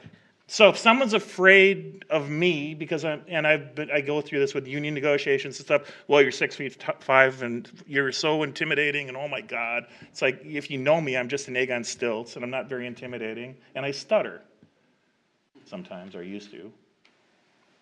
I'm gonna tell people what I think. And it's not because I don't like them. I like them. I love this project. I think this is a beautiful building. I am thrilled that they picked Greenfield to bless us with something that looks this good. It's just a 4-story structure that takes up every square inch of 5 acres next to our park and Historical Society. And the Honey Creek, which we're putting $3.5 million in of grant money from all over the place. Would I love $450,000 in park fees? Absolutely, I would love $450,000 in park fees. The $800,000 a year in tax revenue, I won't see that till 2035. And I'll probably be dead by then. Maybe, I don't know how long is that, 14 plus 58, something like that, statistically. Because I've gone from being the youngest guy in the room, like that guy, to being one of the oldest guys in the room. And I don't know how that happened, but that's how it happened. So you'll agree we philosophically disagree on whether this is the best use or not? I think the youth of our community needs to be preserved, and I think the youth in our community would love to be here. So this is how I view the youth of our community? This is how I view the youth of our community. So people said, you know, this guy back here, I've been here 21 years, you've been here, I've been here since 1963. Okay? The Historical Society log cabin was moved to that site with the help of my mother. We paid for it with garage sales in the basement of the fire station. And Layton Avenue was a 2-lane road at the time. So when I go to Conkle Park on Tuesday nights, or the parks, or whatever, and the lady, I think that was, and I'm sorry I didn't remember your name, but when the lady says, it's such a great event because kids are just running around, those are kids, those are young people, those are the youngest people that I'm aware of, and they're experiencing a sort of life that I kind of did. Right? And I don't know what that means with professionals. I would love to have professionals. And by the way, on 43rd and Loomis, as we know, there are 275 really nice apartments going in. And as I understand it, Spring Mall is talking about that kind of thing, that developer. And 92nd Street, we had another meeting like this for 92nd Street. And there's land behind the house of Harley Davidson up on the hill, 17 acres, right? That something could probably shield the neighborhoods to the south a little bit if it was 4 stories. So I don't know. Yeah, Carl, I love you. I love you all. I've known you guys forever. This isn't a war. This isn't personal for me. I respect you. You're the longest seating elected or appointed official and elected official in the city. You've been doing this for longer than I have, which is amazing. So I have been part of the parks is what it's not only you. What? They're making the parks what it is. I think this entire common council has. So mayors don't do anything, right, except talk and kind of lead people in direction. You folks make the decision. And you, all the 5 of you, are like 5 points of light that are completely opposed at things politically sometimes. And yet, one former alderperson would say, oh, you're just a lackey for the mayor. It's like, no, I try to think about what we're doing to make the city a better place, and I'm not going to propose things that you guys won't agree on. And when it comes to this project, no offense to everybody, I kind of suggested maybe that this wasn't going to be real popular. And I wasn't trying to be mean, and I wasn't trying to give people not have the opportunity to do it. So I don't know what's going to happen, but apparently a lot of people, despite me, or you or us, think it's important. That's where I'm at 10:30. Alderperson Bailey? I just made a motion to deny. I just don't think it's a good fit for that area, and I call the question. Call the question by Alderperson Bailey. Alderperson Akers, the question's been called. I think debate is closed. Is that right? When the question is called? Technically, that would be a motion to close the debate. You need a second to close? You would need a second, and then There's you a would second to need to close do that. debate? Probably not. Calling Calling the question. Alderperson Akers, Alderperson I'd like Akers. to say something. I am the representative of the district. I've lived across from Conkle Park for 20 plus years. So I've seen the park evolve, obviously, over the years.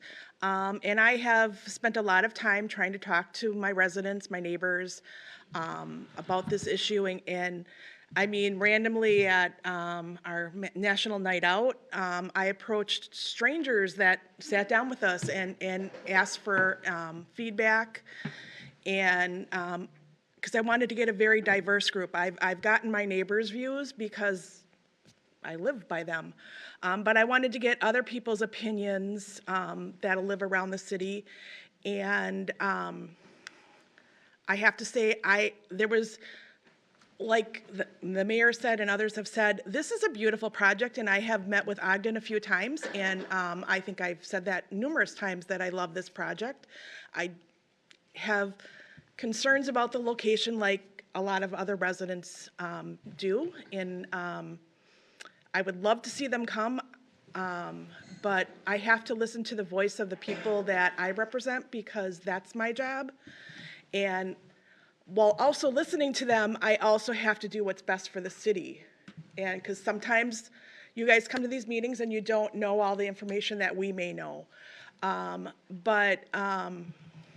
My job is to represent you and the city to the best of my ability. And that's what I have to do. Okay? That's it. You can go now. Okay, I just, Alderperson Sarian? yeah, I just want to say that a high-density planned unit development district is not compatible with the surrounding park and government buildings. It would not be a good fit. I therefore do not think this C2 Community Commercial District should be rezoned to a planned unit development district. Anybody else? Anybody else? Alderperson Bailey, Kastner? I Okay, think motion's been made and seconded. Motion by Bailey, second by Akers. Would you call?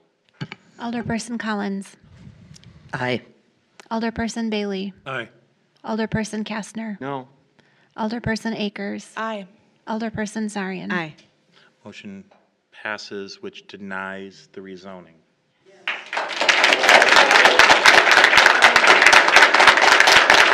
All right.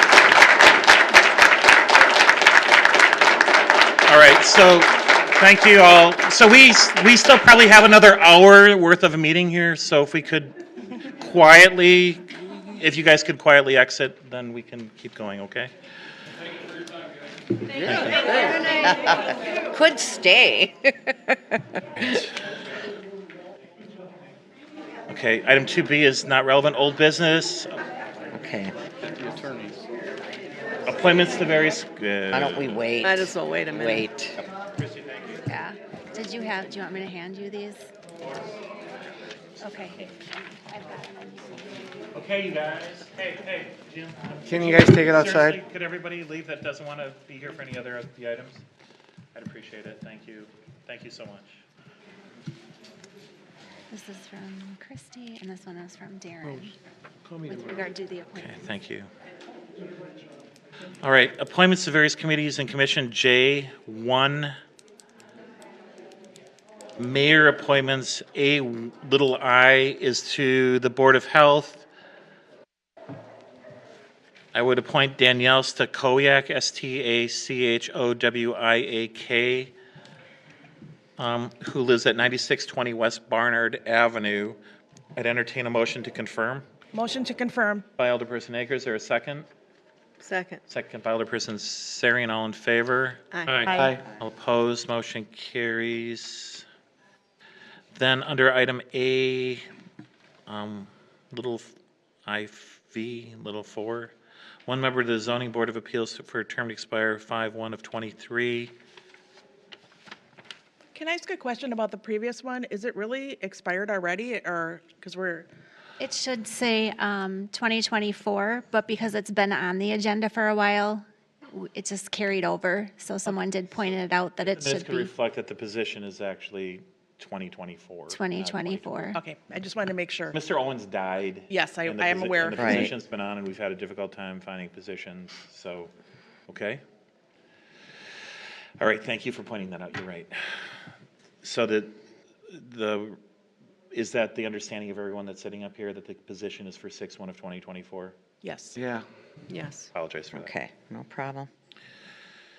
A little IV, one member to the Zoning Board of Appeals for a term to expire 5/1 of 23. This is formerly Audrey Ellison, right? Right. Michael Braswell stated last night he would be interested in filling one of the openings. I'd entertain a motion to appoint Michael Braswell. I think you appoint, we confirm. I'd make a Motion entertain a confirm. I would I'll appoint motion, him. yeah. Thank you. Confirm it. Burned out. Second, whatever.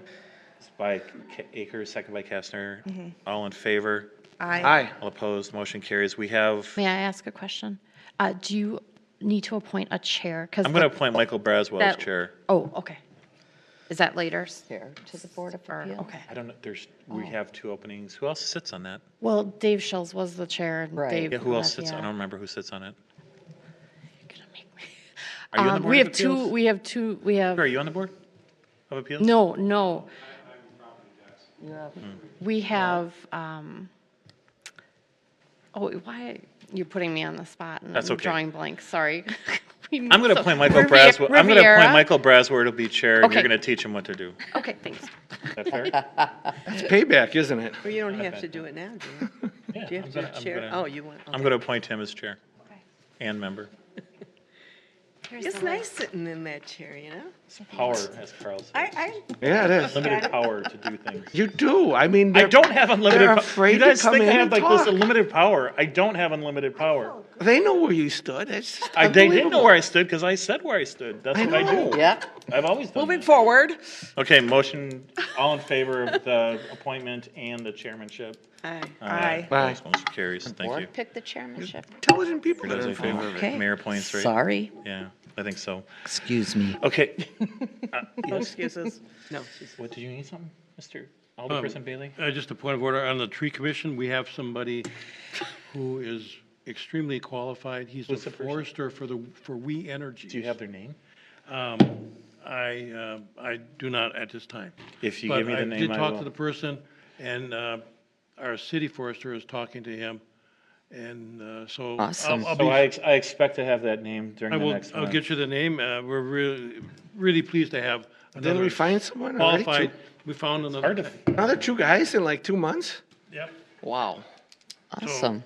So there's just another issue to bring up that I think you guys should know about. I'm trying to get Darren to create I'm trying to create alternates to all of these boards that can attend, and if someone isn't available, that they can sit in like we do at the planning commission. Good idea. So, while we can find people, we should keep the Very cupboard good idea. stocked if we As long as can. we're talking about the trees, that. are we part of the grant money that's gonna go to Whitnall?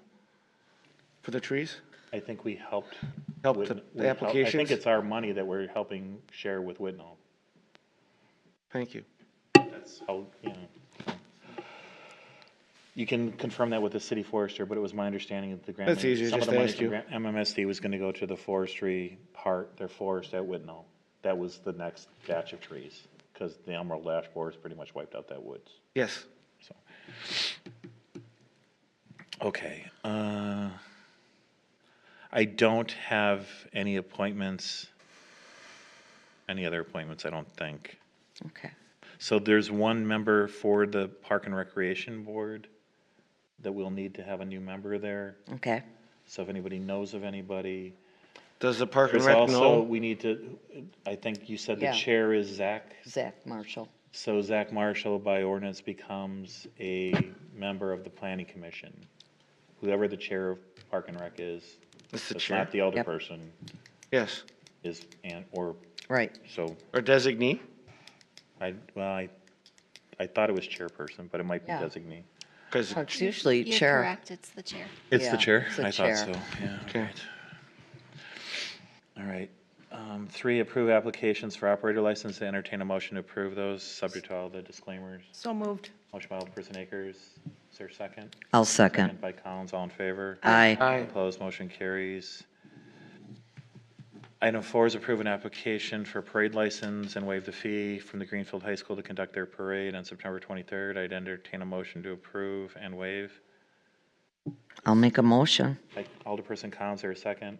Second. Second by Kyle Akers. All in favor? Aye. Opposed, motion carries. 5, notice of injury and claim received from Aman Singh. It's been referred to the city attorney. Correct. Good. 6, resolution appointing additional election inspectors for 2022 and 2023. I'd entertain a motion to approve the resolution So moved. by Alderperson Akers. Is there a second? Second. By Alderperson Kastner. Would you please call? Alderperson Collins? Aye. Alderperson Bailey? I might know a election inspector. Should I? Is your wife abstain? potentially? I will an ele- abstain. You'll abstain. That would probably be good. Are you you're potentially an election inspector too, or not? Yeah. Okay, Should so I you should probably abstain. 'cause Okay, you're I probably on abstain. that list. Are they on that list? No, they're not on that list. They're not on They were that list. previously These are approved. additional. Oh, these are Additions, additional? yeah. Okay, I just want to make sure that, These are additional. okay. Oh, that's what I Aye. thought. Okay. Aye. Alderperson There's no Akers. conflict in our voting. Alderperson Sarian. Aye. Because we get open records requests for almost everything that happens with elections, I want the minutes to reflect that neither of the folks that voted are in any way, shape, or form And related. Also my husband. Your husband is too, so just want to be very could you help with the language to make sure that there's no help, right? Right. Good idea. Because there's no conflict because their names are not on the list that was being Just can you make sure that's in the minutes? Yes. Perfect. Folks out there, we get open records Oh, requests yeah, about everything good. that relates to anything having to do with the elections constantly, right? Yeah.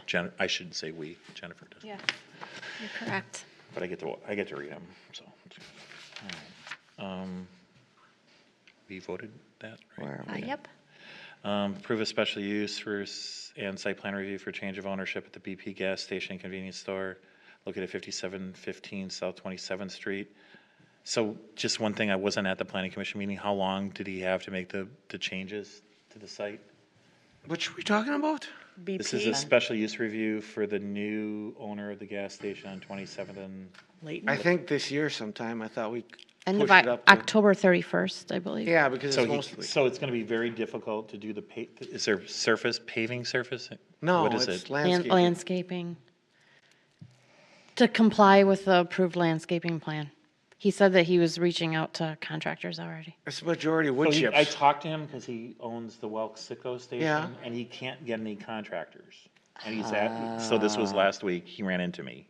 Are we talking about putting wood chips all over the weeds and pulling weeds? No, we were talking about there's no landscaping there that's really any good, it's all crap. So he has to redo all of the landscaping, he wants to do it, but he's asking if he could have until next June or July, because he can't get contractors, and Yeah. putting stock in at this time of the year isn't the best time to do it.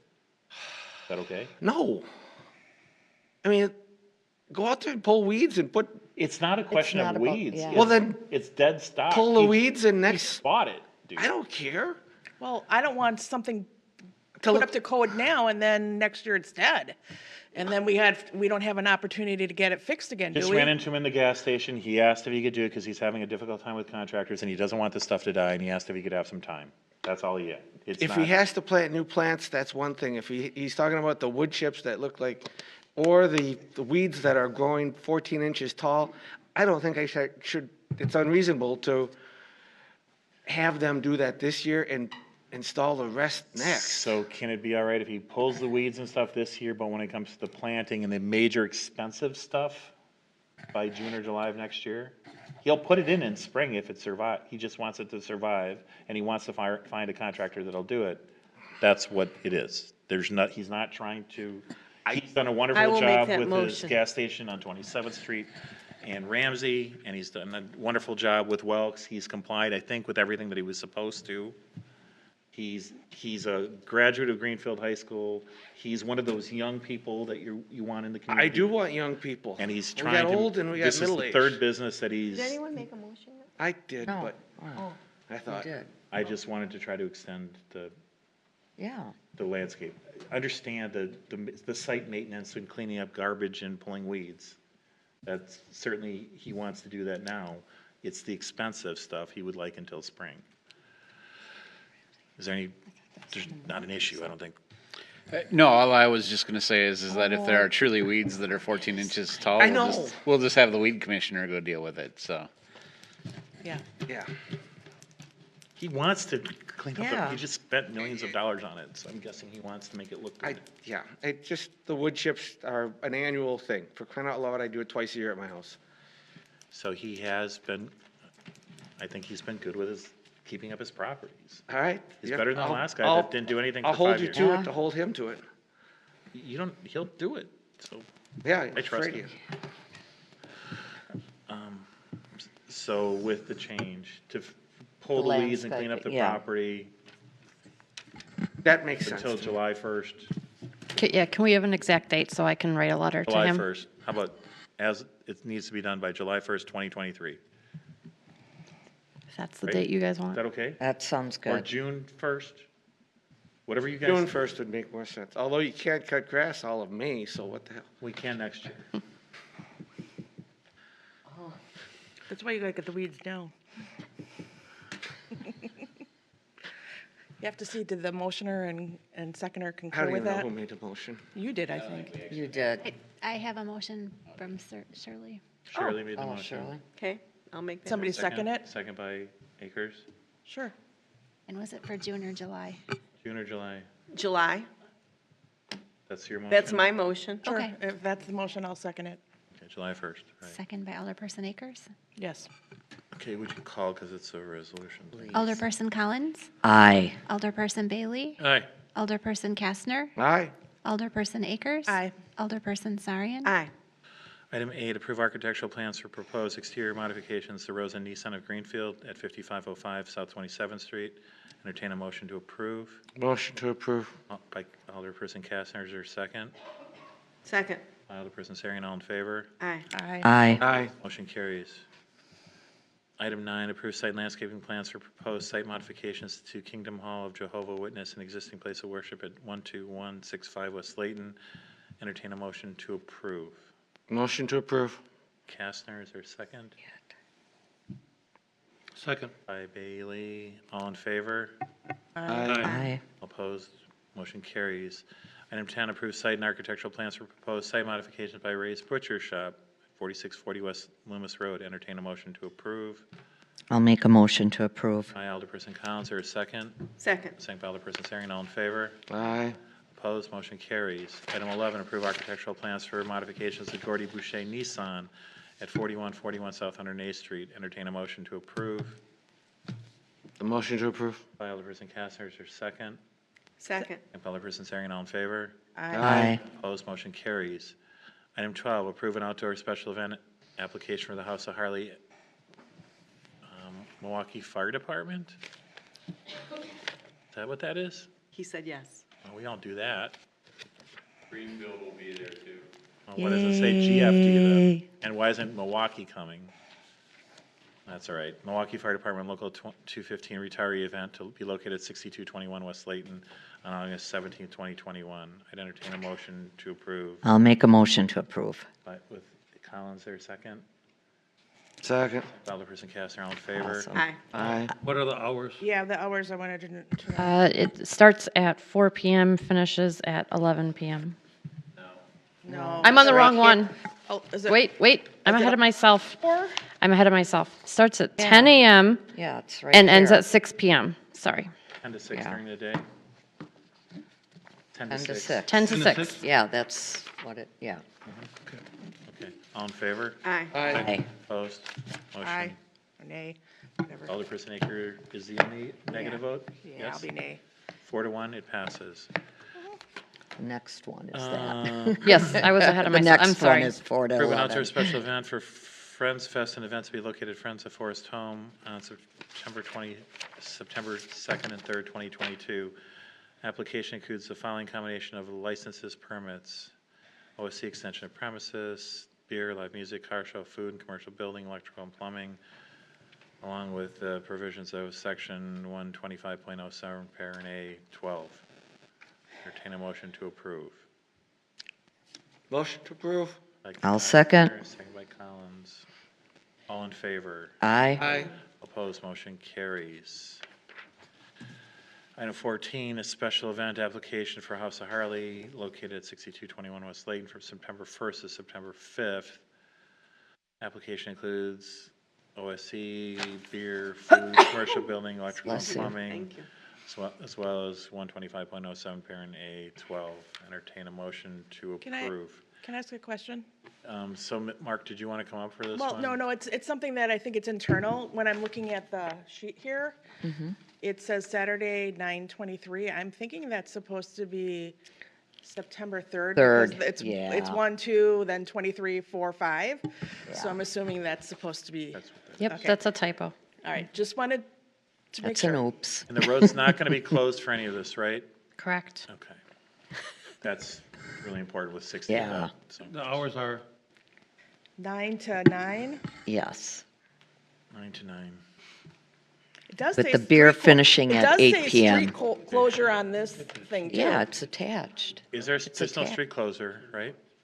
to the agenda and everything. Yeah, because it says yeah. street closure, Well, I just Thursday, gave you September that from 1st, that. 5 a.m. to on Monday, September 5th, 5 got a.m. Sorry, my intern did this and I did not check that one. Okay, so, There is no street closure. That's an error on that. okay, I just, Would you please call, there's no street closure? I thought I triple checked everything. Apparently I missed that. Is there a motion to approve?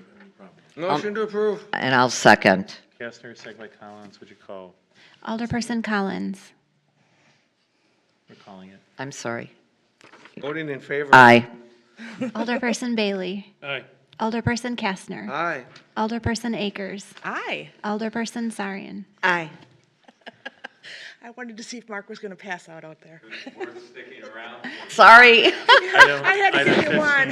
15, Outdoor special event application for September 10th, 2022 at House of Harley, and the hours are 10 to 4? 10 a.m. to 4 p.m. to 4. I'd entertain a motion to approve. This is I'll make a the motion Harley to Fisher approve. House charity ride. Yes. And I'll make a motion. Second. Second by Alderperson Kastner, all in favor? Aye. Aye. Opposed? Motion carries unanimously, right? I'm just keep making sure if Mark's awake out there. Okay, 16, an outdoor event at House of Harley on September 17th, which is the House of Harley Ride for Raymond event. This is from 10 to 4 as Yep. well. I'd entertain a motion to approve. I'll make a motion to approve. Alderperson Collins, second by Kastner, all in favor? Aye. All opposed, motion carries. So item 17, I want to hold off on 18, place on the next agenda. That's the appraisal. Right. There's some concerns with elections that we want to kind of work through before we do that, Which right? item is Is that the right one? It's 18, right? Right? 17? No, 17. 17, excuse Yeah. me. 17, we want to hold off on. That's why I circled it. And place it on the next agenda. 18 I'd too. entertain a motion to approve items. yeah. Huh? Go ahead. You're right. That's the right one, right? I Yes. forgot what they're Yeah. called. Yes. Okay. I wanted to entertain a motion to approve item 18, 19, 20, 21, 22, 23, 24, 25, 26, and 27, which are all the Finance Committee items. I move for approval. Motion by Alderperson Sarian, is there? I will second. Second by Alderperson Collins. Just one quick thing, the item 23, with regard to the Salt Dome, and transferring it to that account to pay for that. Yes. That's critically important. I don't know if you saw the pictures of it, of the dome. I can share those with you. That hasn't been painted in about 15 years, and it's in dire need. Okay. Okay? Are we So- going to put the word Greenfield on it? Huh? Are we going to put On Greenfield the on it? Salt Dome? Yeah, Maybe. because, I mean, it gets seen by the freeway. There you go. There are some Woo, things giving that I them think you point ideas. out, and other things that you don't, maybe, I don't know. But motion was made and seconded, Ray. Would you Yes. call? Alderperson Collins. Aye. Alderperson Bailey. Aye. Aye. Alderperson Kastner. Aye. Alderperson Akers. Aye. Alderperson Sarian. Aye. Motion carries unanimously. Items for future agenda, just 18 for sure, right? Right. Or 17? 17. 17. We're going to get out There was before something 11:30 else. today. I know. I told my husband I wouldn't be home until after No, the midnight. alarm has been Oh. turned off. I've been on the phone. Someone turned it off. Good. Yeah, they. We're not going to Awesome. set it off Turned and it, so it won't bring go the off. police back? I don't know. That's all I got. I'd entertain a motion to adjourn. I'll make a motion to adjourn, please. Collins, second by Akers, all in favor? Aye. Aye. Carries. We are now done. I mean, that extra sheet, I used to get a packet, but I don't get it That- anymore. I get the whole pack. You get that whole, Yeah. because you asked for it, or, I mean, they don't give that to me. I just printed it out. You get it. Oh, you- I did Oh, because but I. you, I'm saying you printed it out?